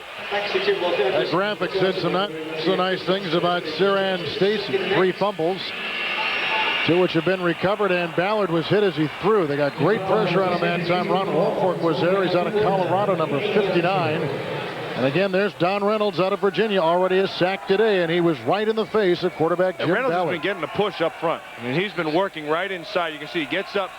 Not a great collapse pocket, but he has the presence to get those hands up. Same thing we saw earlier.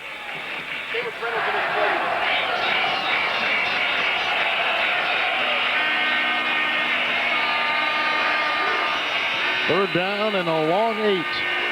Another play action by the quarterback, who looks for Stacy downfield and can't find him, and he is finally found by Fred Foggy, who is out of the University of Minnesota, number 36, and he lassos Ballard and rides him out of bounds.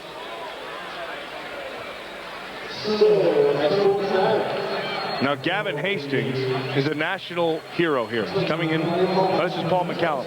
Thought it was 15. McCallum, the kicker, out of Canada, will try one from 36 yards. First field goal attempt today, and this kick is good. And Scotland extends their lead. There is a flag down on the play, and so we'll wait and get the determination on that. But if it's and it's against Scotland. That's a big one, too. Everybody's high-fiving Lance Gunn over there, 39. He must have come off the corner, and somebody hooked him. A referee, Walt Coleman from the NFL. Holding, number 59, 10-yard penalty. Repeat, 4th down. Now it's a 46-yard attempt. And they caught David Webb, 59, off the corner.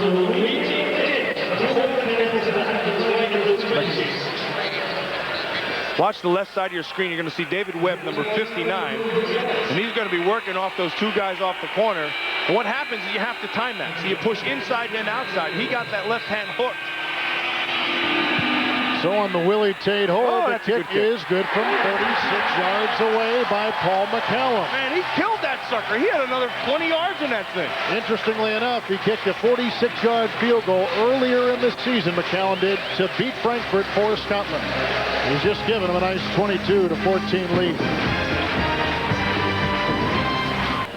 Week 5, the Claymores defense dominated on the road, shutting down and shutting out Frankfurt's supernova offense. Jim Kreiner's squad celebrated a World Bowl berth with a 20-0 victory. The Galaxy looked for revenge Week 7 in Scotland with less than a minute left. They tied it at 17, but with 1 second on the clock, Paul McCallum kicked the game-winning 46-yard field goal. And McCallum just kicked another 46-yard field goal with 8:14 remaining in the third quarter. He's just put Scotland on top, 22-14. And the kickoff, Bellamy from the 16-yard line. And he runs into a oncoming tackler, got a block, and now we'll take it across the field. Finally, down to 26. See that little switch right there in special team thinking? That was good thinking. They took Gavin Hastings that time. They tried to kick it away from Harrell and kick it to Bellamy and then try to corner him on the side so he doesn't give him anything to run.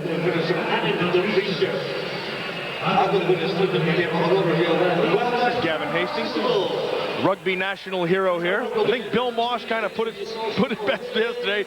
He said, you take your best rugby player and you turn him into a kicker. What kind of a game is rugby? What kind of a kicker is he? He struggled. First down and 10 from the 26-yard line. Here's Steve Pallure. Pretty good time this time, and he's got to get out of the pocket and look downfield, and he throws a pass caught by Bailey. He's got the first down to the 48-yard line of Scotland. Boy, that's Pallure. Boy, that is very nice. Pallure bought some time. He rolls back outside, and Mario Bailey, he's a tough guy. I mean, he's just a good football player. He's going to break down. There's coverage on the outside. Pelluer is going to see that the corner falls down. Bailey rolls back to the inside where no one is. Williams recovers and makes the play, but not before he gets a first down. For the 47. And on 1st and 10, it's a run to the 45. We talked about tough guys. One of the tough guys I've seen while I've been here in Scotland is Bill Moss. I mean, how about that stuff he was eating yesterday? And he's the only guy I've ever seen who has baked beans and eggs for breakfast. And then he would try anything. I mean, they had that little hockey puck thing there. I don't know what they call it. They told us it was black pudding. It turns out it was boiled down blood. He loved it. Cow blood. Boiled down bull's blood, you know? And I know after Scottish breakfast why they wear kilts now. You get all that gas going down in there, it's easy to have that kilt. Spoken like a true lineman. 2nd down 8. Bellamy comes up with a big catch at the 31-yard line. Here's what it looks like. That black stuff there, look at that the bite. bull's blood. See that bite? He took a bite of that bull's blood, and he loved it. And then he said, hey, this stuff is really good, guys. And what about those beans? They eat beans here 24 hours a day. You know what the deal is? The deal is he gives me so much hot air that I can compete with you guys up there. Okay, bro. I needed supplements. Well, I know you were regular. I know that for sure. Well, that was a tough guy for you. Playing in the middle of that Kansas City defense. All-pro. He would knock you out any chance he had. Play clock is at 6. Pelluer is faced with the 1st and 10 from the 32-yard line. And looking for Bailey. And what a catch! And it is a That's good. touchdown. Yes, sirree. Boy, they found Mario Bailey in a hurry. He has been the whole offense here in this 3rd quarter. Went right down the field in this series. He's not a big guy. 165, 170 pounds. He can run 5'9", but he's tough. And he wants the ball. Now the Galaxy is down by 2, and we'll see if they'll try to go for the 2-point conversion and tie the game, as Steve Pelluer will stay in the game, and that's exactly what they'll do. And so the offense shows a little bit of life after having to punt it away 3 consecutive times and being absolutely dead. But notice how they've done it. They got rid of the run game. They've just started airing it out. Pelluer will try for the 2-point conversion. He's deployed 2 receivers to the bottom of your screen. Here they're going to motion. Pelluer on the 2-point conversion, and it's almost picked off and incomplete. Well, they got some pressure. See what they tried to do. They tried to go on the 2-point conversion. They tried to go with a pick and get Bellamy back underneath. In the touchdown, though, this was all Mario Bailey. Watch Pelluer sees him, he knows he has a man up, throws that ball deep, over the shoulder catch. Watch the concentration, fingertips, 1 foot is in, that's all that's required, and that's 6. We have seen some great catches today. Really have. Now this one would not have worked in the NFL, but watch the Willie Mays over the shoulder catch. Look at this. That's beautiful. 1 foot was in, 1 foot was out. You need 1 in this league. He beats Fuller at 6 points. Mario Bailey today, 4 catches, 2 touchdowns. And he brings the Galaxy to within 2 with that long 32-yard touchdown reception. Now, on the 2-point conversion, they tried to go with a pick between Bellamy and Kearney. And it's going to be coming into the bottom right hand of your screen, but because of the pressure and Arnold L.A. sitting in the middle, it goes for naught. Kleinman to kick off. Marcus Thomas is deep back with Yo Murphy. And this will be Yo Murphy from the 16-yard line. He's caught 2 touchdown passes today. He's up to the 28-yard line. Where the Scotland team will have it 1st down and 10. You know, Kevin, I can't tell you how much I'm impressed with the crowd over here. They got over 40,000. They're really into it. They understand the game, and I think that's the biggest difference in the last 3 years, is this crowd has really become educated with American football. And these people know how to have fun at games. There's confetti and dancing and flag waving and singing and songs and men in skirts and there's all kinds of stuff over here. I want to see you in your skirts. Believe me, you'll never see it. It has definitely been a very strong season of success for the World League of American Football this year. 1st and 10, Ballard right to work, and he's got a receiver. That's Murphy, and he's got a touchdown, his 3rd of the day.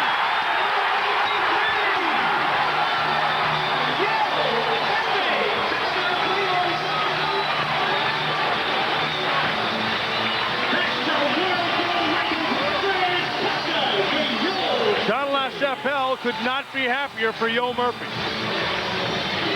We talked about it earlier. Somebody was going to have to step up. Who is it going to be? Yo Murphy said me. Third touchdown of the day. This one, he just uses speed. Ballard throws the ball perfectly, catches in stride up the sideline. Touchdown. 71 yards on the touchdown catch. Murphy, his third touchdown reception today. 131 yards receiving total for Murphy. On the extra point by Hastings, and it is no good. His second miss in as many tries. This is the extra point. Jim Ballard did not miss on Yo Murphy. A World Bowl record 137 yards for Yo Murphy. This one puts the Claymores up by 8. Yo Murphy, 3 touchdown catches today. But the last one of 71 yards, as pretty as you'll see. Well, what you're going to see is you watch him work in his zone, and he gets Cecil Doggett to bite. See, Doggett is looking back inside. You can't do that. I mean, you're in your zone, you settle down. Now you play with awareness. There's only one guy who can hurt you, and that's Murphy. But because he whips around, bites, Murphy gets back outside. 71 yards later, it's gone. And here's Jim Ballard, who has set a single-game World Bowl record with his performance today. He is 12 of 19. Last week, he was 22 of 27. He has put in 3 absolutely unbelievable games. All he wanted was a chance. He may have just gotten his chance in the NFL as Gary Harrell inside the 10 will bring it upfield for Frankfurt, and there he goes. Harrell by the 35 to the 38-yard line. And World Bowl records for Yo Murphy. 3 touchdowns, 137 yards. They're doing the twist over here in Scotland. They're only about 25 years behind. Yeah. But they're doing it. And the handoff went to Seibert. He was lassoed and brought down by Simon.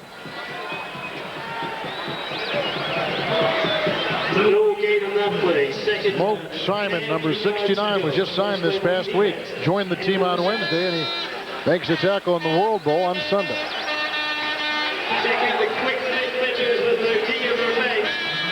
Down in the long 9. Under 5 to play in the third quarter.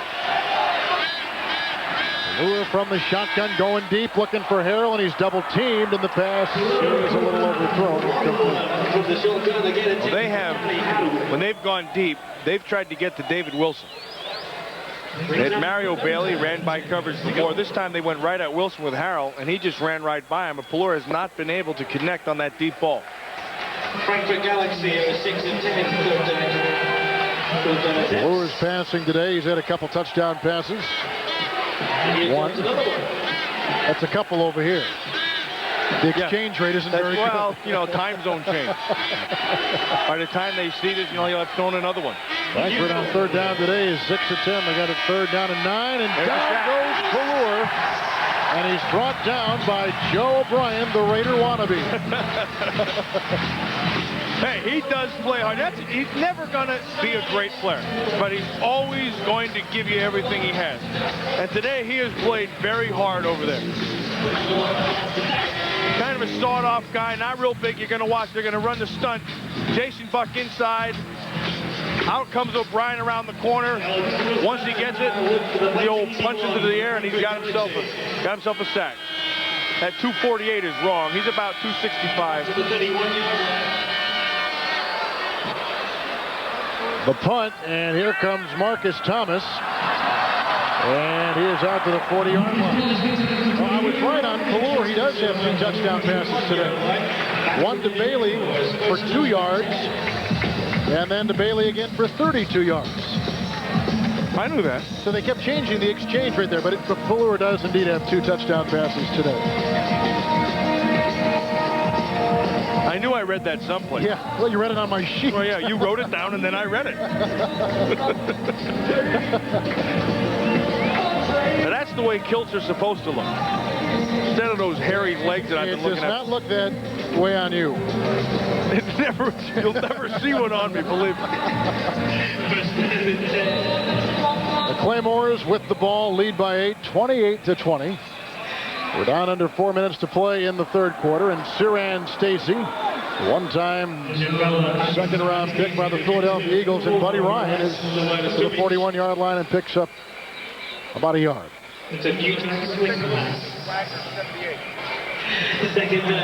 Some of these allocated players have been putting in a pretty good year. One of them,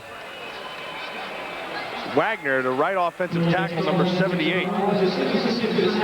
Playing pretty well. Gets his hands up, got great feet. He's really got to learn how to punch with those hands. But he's been playing well. Has not been getting any pressure over that side. He's going to go to the Redskins camp this summer. Second down, a long 9. Ballard in trouble, and Ballard brought down. Sacked down the play by Mike Kerr out of the University of Florida, number 66. I think I just jinxed Wagner. Just as I've been saying, they've been getting no pressure over there. Kerr beats Wagner for the sack.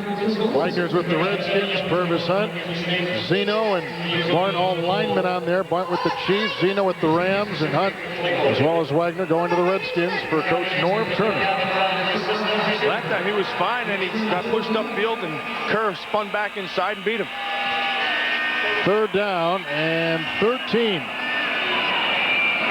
And the catch made by Will Murphy. He's got the first down to the 48-yard line. He took a wicked hit after the play. Well, he sure did. The receiving end of a huge hit. Now, let's see where they spot the ball. That could be Watch good. Keith Wagner, you see from the sideline. Ballard will get this ball out because of the protection up front, and Murphy just slides right in between. And then Johnny Dixon, I think he really whacked his own guy there. More than Murphy. So Murphy is up, and a player for the Galaxy is down at the 50-yard line. They can't afford to lose another receiver. Speaking of Scotland, they've already lost Sean LaChapelle, who is the MVP of the league, and Murphy has had a record-breaking day today, and there you see Ernie Staudter looking down at one of his fallen troops at the 50-yard line. Ballard has been getting the time to throw.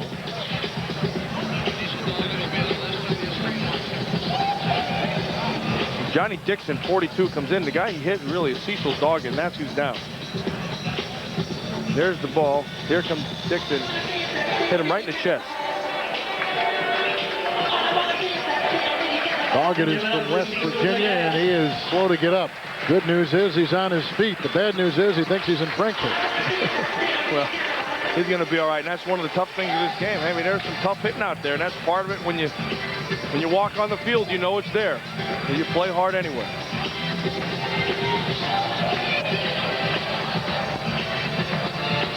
There's Yo Murphy, and he's being attended to on the sideline. They're running out of bodies. Injuries are a big factor over here. You can't as easily replace players over here as you can back in the States.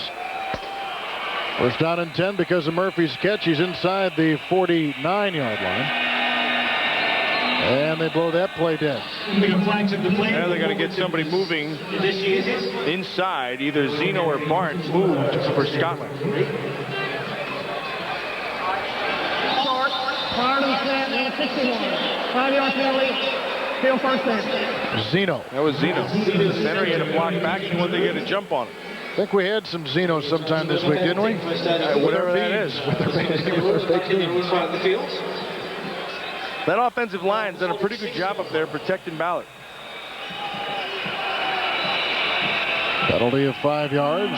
First and 15. Push it back to the 46. Misdirection.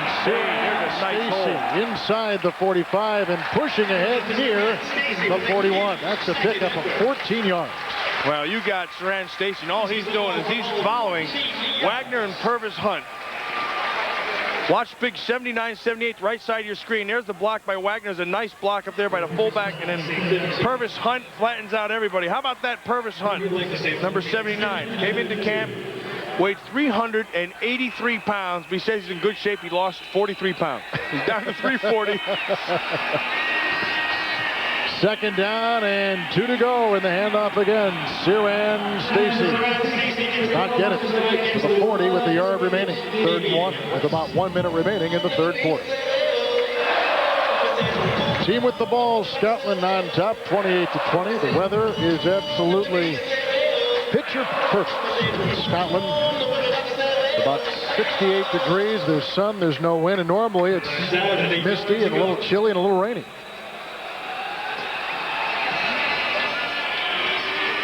Third and about a yard.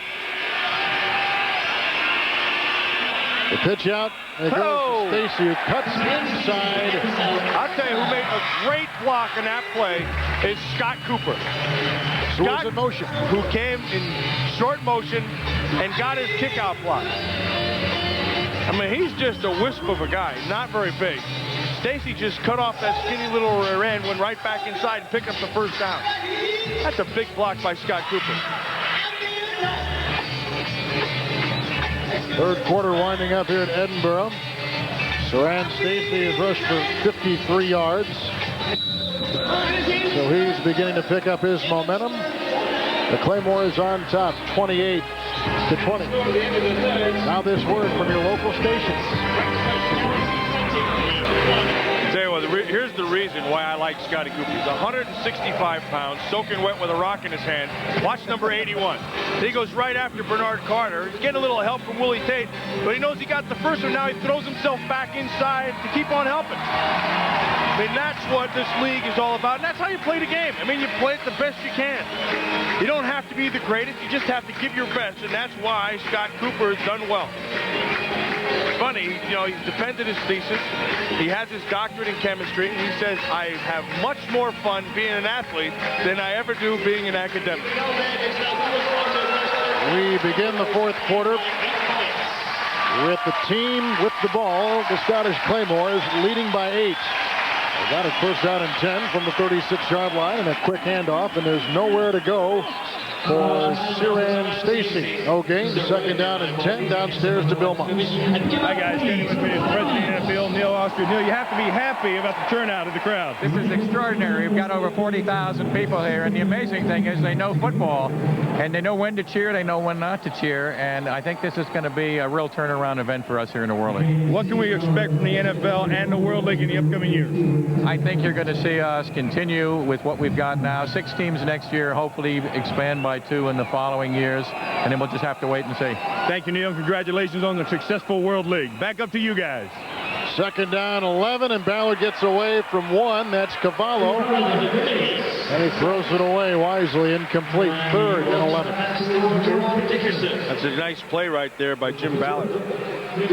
Ballard able to shake the first guy in Cavallo and then has the presence to throw it out of bounds and avoid that. Sets up third down. And I think this is the maturity that he's gained while he's been over here. And that's what this league was designed to do. And now you have the presence. You get out of it, set down, find your receiver, throw it out of bounds. Yeah, you take a hit to the chops, but that's part of the game. Scotland 4 of 9 on third downs, and they've got a third down and 11. Little play action by Ballard, who's going to go to the far side. It's caught, but is it enough for the first down? He is right on the 26. Well, he knows it. He's probably shot. Yeah, and the defense wins. I mean, it's a nice catch, but the defense wins. Now, this is, you know, Scott Cooper would know more to make sure he gets past that first down mark. He has to lay out. He comes back to the ball. It's a nice catch, but it's short and sets up fourth down. And a yard. Well, they're going to go for it on fourth down. They lead by 8. We're in the fourth quarter early. This could be an interesting play. Quarterback keeper by Jim Ballard, who today makes his third start, and he may have burrowed enough for the first down near the 8 to the 25. I'll tell you who made the quarterback sneaks the way they run now. When they started to do a few years ago, guys just take the snap and just kind of fall in. Now they take that delay step. And then Randall Cunningham was the guy who really started to do all that. You take that step, let things develop, and then run. Now that's the way everybody does. Ballard does the same thing, just takes that delay step, lets it develop, and then jumps in. And he's got that big line to push him. If you get behind that big rear end of Purvis Hunt, you can go anywhere. That is a big rear end. First down and 10. Stacy on the pitch, doesn't like what he sees left. Fumble! Fumbles it for the 4th time today, and it's a loose ball. And and they have not signaled yet. Well, they blow it down. I do not see an official pointing to the ground, which means that's a live ball and should be a fumble. Now they're going to have their little powwow over there. 4th fumble by Stacy today. One of which he's got to be smarter there. That's going the other way. Stacy knew he had nowhere to run. You don't second effort at this point. You just get down. I mean, Barry Sanders gets to this position. You're covered. Get down to the ground, protect the ball. Here he tries to pick up another half a yard, and the ball pops out. And Johnny Dixon picks it up, and it's fumble recover, going the other way. The thing about Stacy is he has been as good a running back as this league has ever known. He's a good little player. Second effort, he's just got to be a little smart. Second effort's killed him twice now with fumble. Malure trying to take advantage. His team's down by 8. We're early in the 4th, and the handoff goes to the Vikings' Bobby Phillips, who cuts the corner and brings his way to the 40. He picks up 6 on first down. Look at Saran right there. Bobby Phillips is a player I think Frankfurt should use more. Time. I'll look you up, Bob. I mean, obviously, the last game of the season's a little tough. But Bobby Phillips has that Dave Meggett kind of look about him. He's got the quick feet, catches the ball well out of the backfield. He'll go downfield. He'll run the ball quick. He likes to get to the outside. I think they need to integrate him more into their offense. 2nd down and 4. Pelor stands in the pocket. He's got Kearney for the first down. Kearney inside the 40 into the 37-yard line. Nice blocking up front by that offensive line. Allows Pelor to have the time. That time, Kearney was able to get behind the backers as a flag is thrown and get in front of the secondary and comes up with a play, but that was coming back. For the first time, how you enjoyed your first Scottish Claymores game? I'm throwing a hope it. You're going to come back next season. We look forward to seeing you, Bobby. Thank you. Ernie Stogner had to win the last 2 regular season games. Holding, offense, number 65. 10-yard penalty, repeat 2nd down. They caught Collins holding. I'm going to tell you, 5 games I've watched, that's the first holding call I've seen. I mean, you'll be watching tapes of this league, and the guys are just getting killed in there, just getting ripped out. Watch number 65, left side of your screen. He's going to come in right in here. That's what they're going to call. And actually, I don't even like the call. He got his left hand up high in his throat, but he got it back down quick. 2nd down, 14. Pelor goes down. He eats the ball, and coming through was Brian Proby, the Arizona State Wildcat, or out of the Kansas City Chiefs allocation program. It's a nice pass rush by Proby. It's got to the corner. Anytime you can get that step on the corner of the offensive lineman, you're going to beat it. 25 yards. That first penalty on Collins killed him. I mean, that was a 30-yard difference. And then the sack takes off another 10. He got 3rd and forever. Proby, 6'5", played for the Sun Devils at Arizona State, and a timeout taken by Steve Pelor. Means he's got 2 remaining. He'll go over and talk with Ernie Stogner. We're in the 4th quarter. The team with the ball is down by 8. Well, before the game outside Muirfield here in Edinburgh, Scotland, they had what they call power parties that the World League puts on outside before the game with the face painting and the concerts, and they've got thousands and thousands of moms, dads, and kids. Now they're inside. I'll tell you, you get to a game over here, it's like you go to a party and a game breaks out. They have a blast over here. I mean, they warned me when I got here that Frankfurt was going to be amazing, and it was. I didn't believe them. I said, it's going to be like, one of the big games in the States. It's not even close. These people come to have a blast. Scotland had the best regular season record. Frankfurt won their last 2 games to get in for a 2nd consecutive year. Now it's 3rd down, and Pelor's got to get to the 44, and he'll go to the air, and he locates Hick. An interception pulled down by James Fuller, number 20 from Portland State, and he's brought down by Gary Hill, and Steve Pelor has turned it over with an interception for the first time today. And the whole thing is set up by the holding call by Collins. They went from a first down, they lost about 30 yards of field position, then the sack as the flag is thrown again. Now you have them 3rd and long. You sit back in your zones, and you make them have to throw to you. Everything's in front of you. You're James Fuller. You let the ball come right to you. Penalty was called on the return, and it was charged against Scotland. The interception will stand.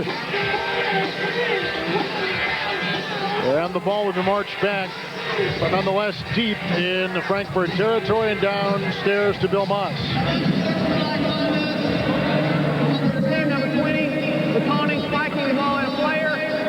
15 yards, first down. 15 yards. That official was not Bill Moss. Bill doesn't look that good. Now let's go to Bill. Hey guys, that foul was on James Fuller, and it was unsportsmanlike conduct. He spiked the ball at the foot of the intended receiver because James Fuller was on the Frankfurt Galaxy at the beginning of the season, and Ernie Stotner cut him, and he's out here playing with revenge. Hit a good one to get revenge with. Nice pick. First down and 10 by Ballard, who guns it. Almost gave it back. Off. Almost intercepted. Intended for you, Murphy. Chris Hall, it's incomplete. Very nearly picked up by 2nd down and 10. That's the second time I've seen Ballard force a throw. Remember earlier in the game, Chris Hall almost had a pick. He tried to force that one, and then this one here, Dixon almost has the pick. Ballard on the back of his helmet has a Kansas City Chiefs sticker. He is using the helmet of the other quarterback, Steve Matthews, who is an allocated player for the Kansas City Chiefs, because Ballard's helmet is in repair. 2nd down and 10. And they get it out on Dickerson. Played for Kansas City and the Philadelphia Eagles back in '95, and their camp has run out of bounds. A nice looking pass. It'll be 3rd down. Ron Dickerson's dad is Ron Sr., who's the head coach at Temple. Also coached at Penn State earlier, where Ron grew up, was a senior in State College High School, went to Arkansas. Right, where he was a great track player. Performer at 100 yards. We'd like to get them back. Hurdles. Here comes 3rd down. 3rd down, about 2.5. Oh, Nelly. And they try the fake, and it goes back to the quarterback, who throws downfield, and it's incomplete to Ron Dickerson. They tried to flea flicker. They stayed with the coverage all the way. I'll tell you, Scott Cooper makes an effort to get the ball back to Ballard to make this throw. To Stacy, to Cooper, he's about to get waxed, and he throws it back, and Ballard is able to make this throw, but the coverage is downfield. That ball touched about everybody's hands on the offense. I think it did. Now Dickerson's going up the sideline, but there's nice coverage, and actually it's a good job of Dickerson on Fred Foggy turning into a defender, and he doesn't allow Foggy to make that interception, knocks it away. There's Paul McCallum in the game. Remember, he hit that 46-yarder earlier. This is going to be a 50-yarder, which would be 4 points. The last time he kicked it, that 46-yarder, he had about 15 to 20 yards on it. He has never kicked one from this far in this league. So 4 points becomes pretty big when you think about it being an 8-point game right now. Well, this would be 2 touchdowns instead of a touchdown, 2-point conversion, and a field goal. Willie Tate, the tight end, will hold for Paul McCallum from the CFL, and he's got the angle. Does he have the distance? That's 4 points on a 50-yard field goal by Paul McCallum.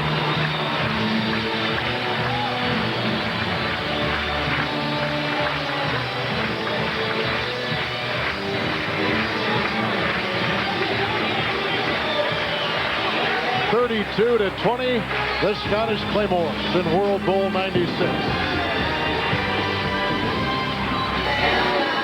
McCallum has just kicked a 4-point, 50-yard field goal to the sideline in Bill Moss. You know, Kevin and Matt, they said, we talked to James Williams, they said special teams was going to play a big factor in today's games, and so far it has. 2 fumbles on kickoff have turned into touchdowns, and then Paul McCallum with a 4-yard field goal. Back up to you guys. And one of the leaders of those special teams, Ben Torriero, 44, the captain of the special team. He painted his face. Paints his face.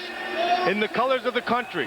Runs down like a maniac. He thought about wearing a kilt for the game. Well, he wore one this morning. Couldn't wear it in the uniform, though.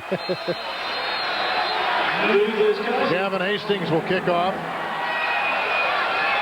And it will go a little bit short, and it's bobbled. And finally picked up by Bailey, who's down at the 17. And there again come the special teams into play. You mentioned about Torriero, about him wearing a kilt. Now, he was here at the beginning of the game, and he had that kilt on. So I went over to him, and I asked him, Ben, what the heck do you wear under your kilt? He says, a smile. And nothing else. First generation Scot, born here in Edinburgh, and the son of Italian parents, Torriero. First down and 10. Pelur's got his hands full, the former Cowboy and Chiefs quarterback.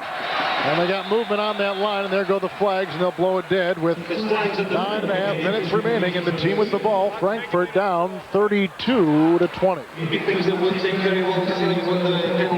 guy who's fired up down there is that Joe O'Brien, number 9. He's working over Big George Hegeman. Your guy. Hey, old George, 350. O'Brien weighs about 265, 270. But I tell you, it's not the size of the dog in the fight, it's the size of the fight in the dog, and that's what he is right there. You should have used instead of dog, the Scotty. The Scott. There's the World Bowl trophy right there. First down and 15 with the penalty, and Pelur across the middle. Wes Bender out of USC. Caught it at the 20 and spun to the 23. The former Kansas City Chief, Los Angeles, now Oakland Raiders. Wes Bender. Tell you, Joe O'Brien came off the corner there and just went for the wicked club inside to Hegeman. Now, Hegeman's 350. You're going to watch him down the right side of your screen, number 95. Watch, going to come out. Here comes the club inside. Hegeman at 350 doesn't blink. But O'Brien has the presence to work back outside. Second down and 7. Pelur on the money. He's got the first down reception to Mario Bailey. 5'9" wide receiver out of Washington. Little urgency now on the part of Frankfurt, getting up to the line quickly and trying to get that ball. This time O'Brien's going to try to work back outside, try to get to the corner of Hegeman where he's had problems. You start the first time, you start inside, now you work back outside, make him work his feet. Hegeman wins the battle. Flag thrown on that first and 10 call by Pelur. You're liable to see hurry up offense being used here already. You can see with almost 9 minutes left to go. Illegal snap, number 62, 5-yard penalty, still first down. Toby Mills, number 62, who has started every game he has ever played in the World League, is guilty of the illegal snap. What the heck is an illegal snap? I was looking at you, and Never had one of them. I see you're as much a Dummkopf as me. Multilingual here in the world. First and 15. Back to the 28, and Pelur from the shotgun, and he's got Kearney, who waited on the ball and was brought down after a gain of 3. Pelur, yeah, let's take a look at what an illegal snap really is. I mean, it's maybe one of those okey-dokes where you start once and then you stop. Watch Toby Mills. See, he snapped once and then pulled it back. That's what he did. See, he gave it the old okey-doke. He gave him once, tried to get somebody to put it back. What is that in Scottish, the okey-doke? It's okay with me, lad. Sets up second and about 9. From the 34. Once again, Pelur's in the gun. The blitz is not on. The quick handoff goes to Seibert, the national player from Munich, and he bangs for 3 to the 37.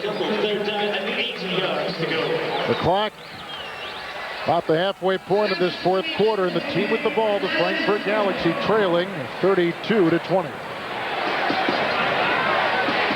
Remember, that 4-point field goal turned this into a 2-touchdown game. Man under, 2 deep. And what you do is you try to let your defender get on top of you. This time he cuts back underneath the Fuller. Fuller does a nice job of recovering and coming back and getting his hand in there. That's good defense.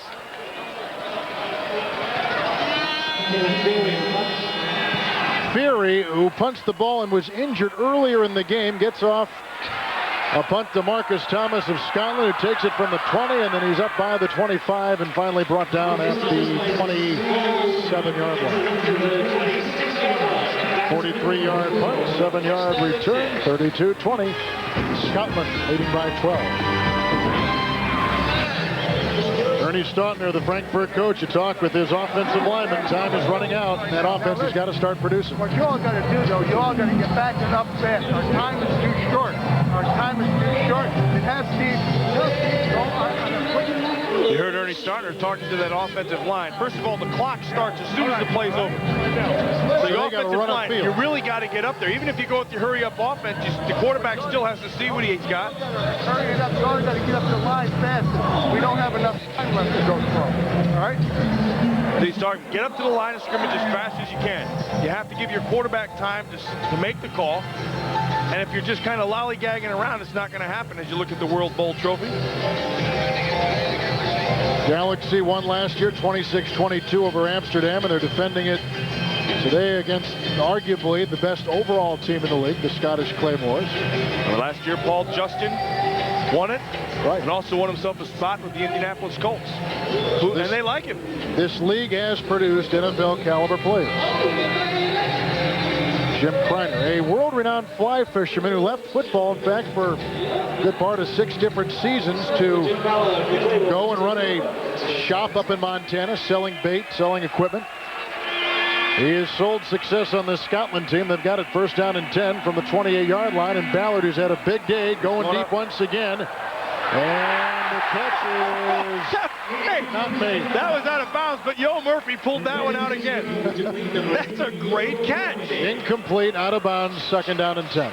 Now, I don't know what his shortcomings are. I mean, I don't know what Yo Murphy, can he not run? Does he not run good run? I don't know, because I haven't really had a chance to study him. But when it comes to catching the ball and going up and making the catch, look, this stuff you don't teach. See that? That's concentration. He came down out of bounds. That's a great effort. Second down and 10. Ciaran Stacy, his flags go down, and he moves a pile, he does. Stacy past the 35, and he's out to the 36-yard line. That looked like a scrum right there. Which this field is used for. This is a rugby field, not used for soccer. Track and field and rugby, and they have converted it to the NFL-sized field for today. It's a beautiful field. Stadium is nice. This is going to be offsides on Frankfurt's defense. They're going to have to make a decision, either go 2nd and 5 or 3rd and 2.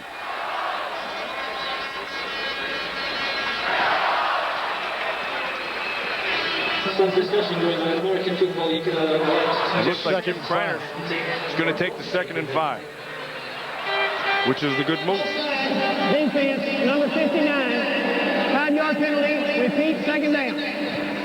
5:54, fourth quarter, World Bowl 96. Scotland looking for their first title. They lead by 12. Frankfurt won it last year. Frankfurt became just the first team to make 2 appearances in this World Bowl game.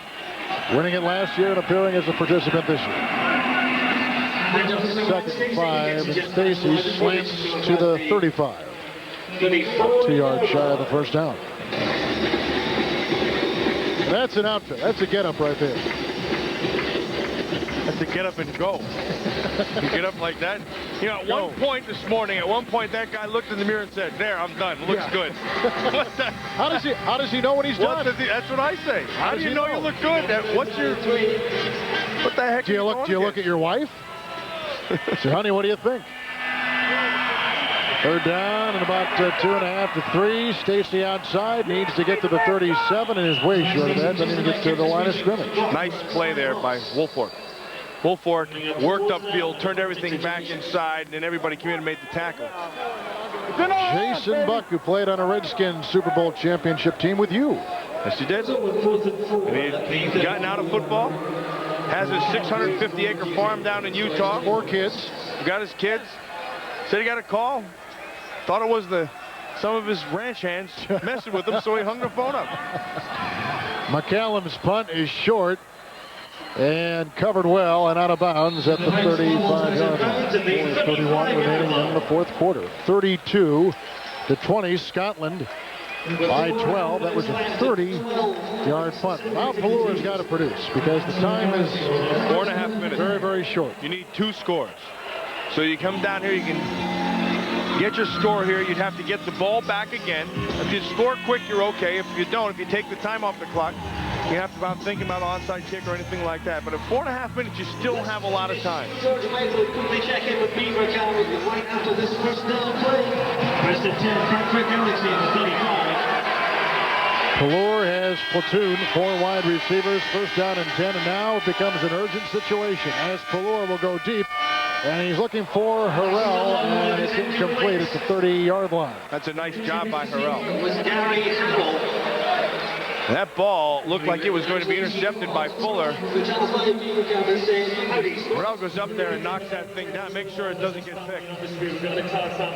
That's good football by Harrell. The American pronunciation is Harrell, but over here they call him Harrell, so we're kind of bouncing back and forth with the pronunciation. I guess when you're... You know, in any language, though, he did a good job. Yes, he did. That was good football. There's Ray Wilsey, the defensive coordinator, playing mostly zone now. What he wants is for Pelur to throw it underneath, and then you come up and make the tackle. That time they did throw it underneath, and they picked up the first. Mario Bailey scrambles for the first down, picking up 11. Bailey, in the beginning of the third quarter, was the entire offense, and since then, we haven't heard much about him. Very quiet. Pelur's been quiet. First and 10 from the 46, and once again, Pelur operating out of the gun. And he's got Harrell, who is out of bounds at the 38 and picks up 16 yards. Well, they're doing it the right way. They're not using much of the clock. You're a little under 4 minutes. They're moving the ball down the field. They're using the sideline as their friend. Get out of bounds, stop that clock. Just keep the ball moving. 17-yard pickup by Harrell. At one point, Ray Wilsey is going to have to switch up his defense. They're playing pure zone and sitting back, and they're moving the ball down. Now, he's giving them a press look right now. First and 10, Pelur fields a bad snap, takes a whipping as he throws to the near side, and the pass is caught. That's Bellamy, first down, a gain of 11, and the clock continues to go at 3:40. That's a nice throw. We talked about having to change things up. That time, Scotland came up, they went man under. Too deep. They pressed at the line of scrimmage. They're trying to disrupt the rhythm of Pelur. First and 10 from the 25. And Pelur finds another wide receiver. He's at the 20, and he picks up Bellamy, who gains 6 yards. Still in great shape. Clock is on their side. And they've got 2 timeouts. Now they're on the 20-yard line, 19-yard line. Now the field starts to shrink, and it starts to work against you. Defenses can be a little bit tighter in their coverage. Second down, 3, Pelur. He has him again. Kearney this time, and out of bounds. Wisely with the first down in tow to the 11 and a late flag, and another one. Probably be a, well, I won't say, but they have gotten a face mask on him as he was taking him out of bounds. It sort of looked like. So that you say the options decreased for the offense. Well, not necessarily your options, but your field decreases. And what happens as the field shrinks, the coverage starts to tighten, and you can do less things in terms of vertical and everything else. The breaks get crisper. You can stay on your coverage a little bit longer. You can get jammed, and the ball has to come out quicker. Ramsey, the place man, number 42 in the defense, half the distance to the goal. First down. Corey Duckett picks it up. You see him, he's out of Michigan State. And then Nevada Reno is where he ended up. It's a first down on the 5-yard line. You could not have drawn this up any states. You know, where's your stuff abacus? Just flows. Where's that abacus? Scotland returns it. Scott Cooper brings it up. Scotland has been playing most of the game without Sean LaChapelle, the MVP of the league. Yo Murphy has made some great catches, but he's been banged up a bit and hasn't been playing in every series. He's not returning kicks anymore. Well, and then as well as the game has gone from the first quarter on for Scotland, now is the whole game. Now you got 2:40 to go. You have to wear the clock down and move the ball. And they'll be operating with all 3 of their timeouts. And the quick pass to the far side. Yo Murphy runs and gets the first down. Gains 13 yards to the 35. By the way, just saying, MVP of World Bowl 96. Well, and he should have. I mean, he shows great presence right here. And he knows he's going to get hit. He makes the catch. He has the first down. So what does he do? Here's the quick hitch. Make the catch. Beat the first defender. Now watch at the end of this play. He knows he can go out of bounds, but he doesn't. See, he goes down, takes a slide, forces Frankfurt to have to use the timeout. Murphy with 7 catches, a World Bowl record 164 yards, 3 touchdowns. And Frankfurt has stopped the clock. They were going to let the clock run down, the Scottish Claymores were, trying to get to the 2-minute warning, but time remains, and Frankfurt has burned one of their timeouts. Well, and Yo Murphy, you see the 7 catches and the 3 touchdowns. But I'll tell you, that one-handed catch in the end zone was just an awesome catch. It doesn't get much better than Touchdowns today. Yo Murphy out of Idaho, of Canadian football, British Columbia Lions wide receiver. And he has opened some eyes, I'm sure, today in the NFL with his performance. That ball's batted down on that second down pass. It'll be 3rd down, and right in the way was Bernard Carter. And Bernard Carter got that hand up. Knocked that thing down. Ballard again was going to Murphy. Carter is a allocated player for the Jacksonville Jaguars. Well, big 3rd down. It's a big 3rd down for Scotland as well as Frankfurt. 2 minutes to go. Ernie Stautner has worked out this pretty well. He's out of timeouts, but he's going to get the ball back with some time if they don't convert. Flag was thrown on the 50, and it was in the secondary.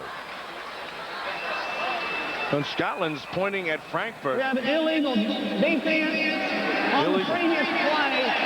5-yard penalty. It's a big penalty. Still be 2nd down. Oh, but forget the penalty is 5 yards, but it's still 2nd down. They're calling an illegal defense. What's the call? What? Hey, what's the call? 2 yards to play there. This is a national series, and the question now is, do they have the national defensive player out there? What's the call? The only thing an illegal defense would be if they blitzed 4 guys to a side. What's the call? Because you can only blitz so many players. 3 to a side. What was an illegal defense? What was an illegal defense? Don't you know they call that for the press box? We don't know. The old press box call. They call it from the press box. You know, that's exactly what you don't want to hear. You want an answer on the field. Absolutely. Hey, you're going to make the call. Be responsible. Stand up for it. Don't say, hey, we don't know. It was from the press box. Or how about, oh, I didn't see it. That wasn't my head. Back to me, coach. Or with the old, it was his call, not mine. Now you're right. That's a big call. Second down and 2. 2nd down, 2 yards to go. You still have 3rd down. You're going to waste what Ernie was working for, getting the timeout with the 2-minute warning. Siran Stacy does not get the first down. So it'll be 3rd and 1, and we've reached the 2-minute warning. And the ball was blown dead. And Curtis Cotton can run from here to Frankfurt, and they're not going to call it a touchdown. So the 2-minute warning, it'll be 3rd down and a yard. The team with the ball, the Scottish Claymores, with a 32-27 lead over the Frankfurt Galaxy. 2-minute warning in Edinburgh, Scotland, with Matt Millen and Bill Moss, Kevin Harlan. World Bowl 96, and Scotland holding on to a 5-point lead. They have a 3rd down and 1. I would not be a happy head coach with that explanation of the penalty. They called it an illegal defense, and Walt Coleman, who is an NFL referee, is the main man today. He came back and told Ernie Stautner that that was a call from the press box. It was not a call from the field. And the illegal defenses are called from the press box, so he would not have any idea of why it would be. The only 2 I can think of was if it was a national series, there was no national player. Or the blitz. Or they brought 4 from one side. Scotland has not been a very good 3rd down team today. 4 for 12. They've got to get to the 45. They're inside the 44. Ballard rolls out of the pocket, gets a great block from Dickerson, hit as he throws, and the pass is incomplete. Incomplete at the 41-yard line. They were going to Yo Murphy. What a gutsy call that was. They only needed a yard. Well, you're going to try to cross him up. They're going to try with play action. They went with the roll. Cavallo makes the play. He forces him to pull up. Murphy had beaten him, but then Johnny Dixon got the arm in there, and Murphy could not come back and make the play. Now the punt comes from Paul McCallum, who's been busy most of the day, and he'll be punting to Gary Harrell of the New York Giants. Calls for the fair catch, stopping the clock at 1:45 as he goes to a knee. And he's down at the 27-yard line. Well, 1:45 remaining in the game. Now they have to score the 6 points. Remember, we talked, had they gone for 2, they would have had 28 and a 4-point field goal. And this is what you want. This is what you want. You want the game to come down to one series, and that's what it's going to come down to. As you can see, our game summary, Yo Murphy has already been voted the MVP. The wide receiver from the Scotland team has had 3 touchdowns today and 7 receptions. First down and 10. On the 27, Pallure in the gun. He sends Harrell in motion. 4 receivers for Pallure. On 1st and 10 to the sideline, and he's got the receiver, Bailey. Stops the clock, gets the ball to keep the clock going. To the 38-yard line, we're down to 133. Well, defensively, what you have to do right now, you can't let them get out of bounds. You can make them have the catch, that's fine. They have to score 6. Keep things in front of you. Defend the perimeter. Don't let them get out of bounds. 1st and 10 from the 38. Pallure again with the 4 wide receivers, and he throws a completed pass. It's not good for a first down. He picks up 6 on the play as Mario Bailey picks it up again. And the other thing you have to do is you kind of have to lay on that receiver a little bit. Get up a little bit slow. Take off as much time of the clock as you can. 2nd down and 4. Pallure to Bailey. Over his head. Incomplete. Clock stopped at 59 seconds. That's a good play by Pallure. Just get rid of that ball. If you're not going to be tackled out of bounds, just throw it away. It's 3rd down, but this is 4th down time of the game. It doesn't matter.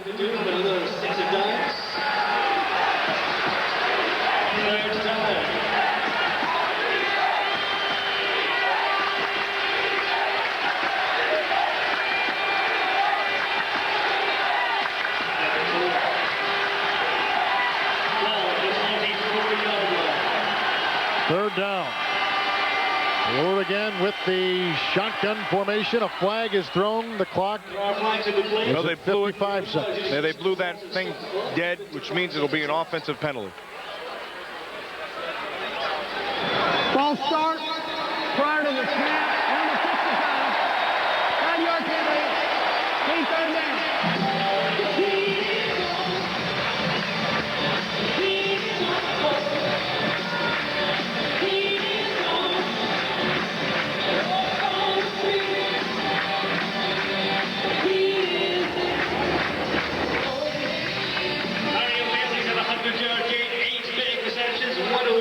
Penalty makes it 3rd and 9.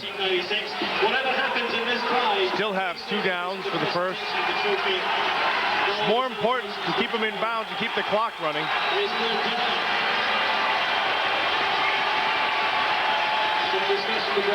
Frankfurt, by the way, just picked up their 10th penalty of the game.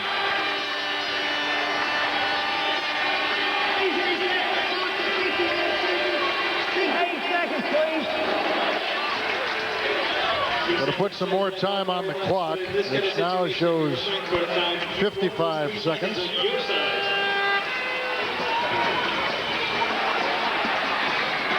And they'll put 58 on the clock. Frankfurt trailing 32-27. They've got the ball. They've got it 3rd and 9. They've got to get to the 48. Pallure, good time. Has Bailey, has the first down if the they're keeping the clock running. Clock goes. They get to the 48. They have not signaled a first down yet. And it's not a first down. They have not given them a first down. And about a foot. About the length of the football. Clock at 33 seconds and a bad snap to Pallure. And then it was picked up by the running back. And that was Seibert who gets the first down. Boy, that was a heads-up play. No timeouts for Frankfurt. And they're stopping the clock for what reason? at 19 seconds, they're stopping the clock, and now the referees will confer. And We have a fourth down fumble. First down. We had a what? he called a fumble on Frankfurt. On Siebert at the end? They must have called it on Siebert. Ingo Seibert carried the ball on a snap to Pallur that was muffed. The ball is snapped before Pallur's ready. Seibert picks it up. He's not down. Keep going. Ball's fine. Now he's hit. If they're...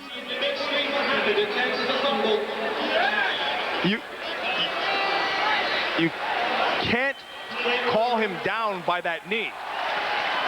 That's a live ball. You just keep on going. I'm not understanding what I'm seeing here.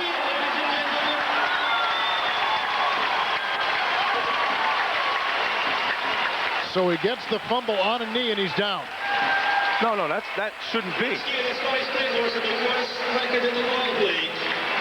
But that's what they're saying because they're moving the ball where the knee went down at the 40-yard line. And I'm not going to say a single thing until we've played that down of football, but you know what we're thinking upstairs.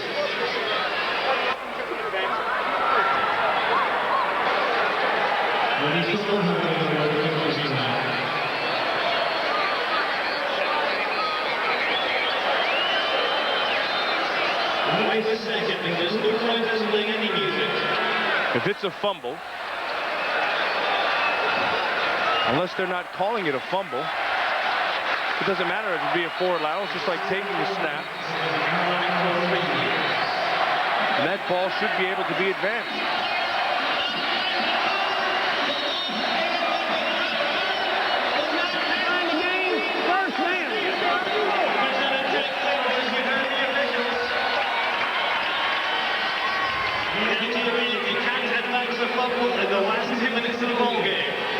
Can't advance the fumble the last 2 minutes of the game.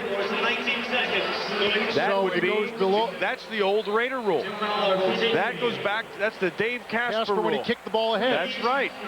But I never saw it applied like that.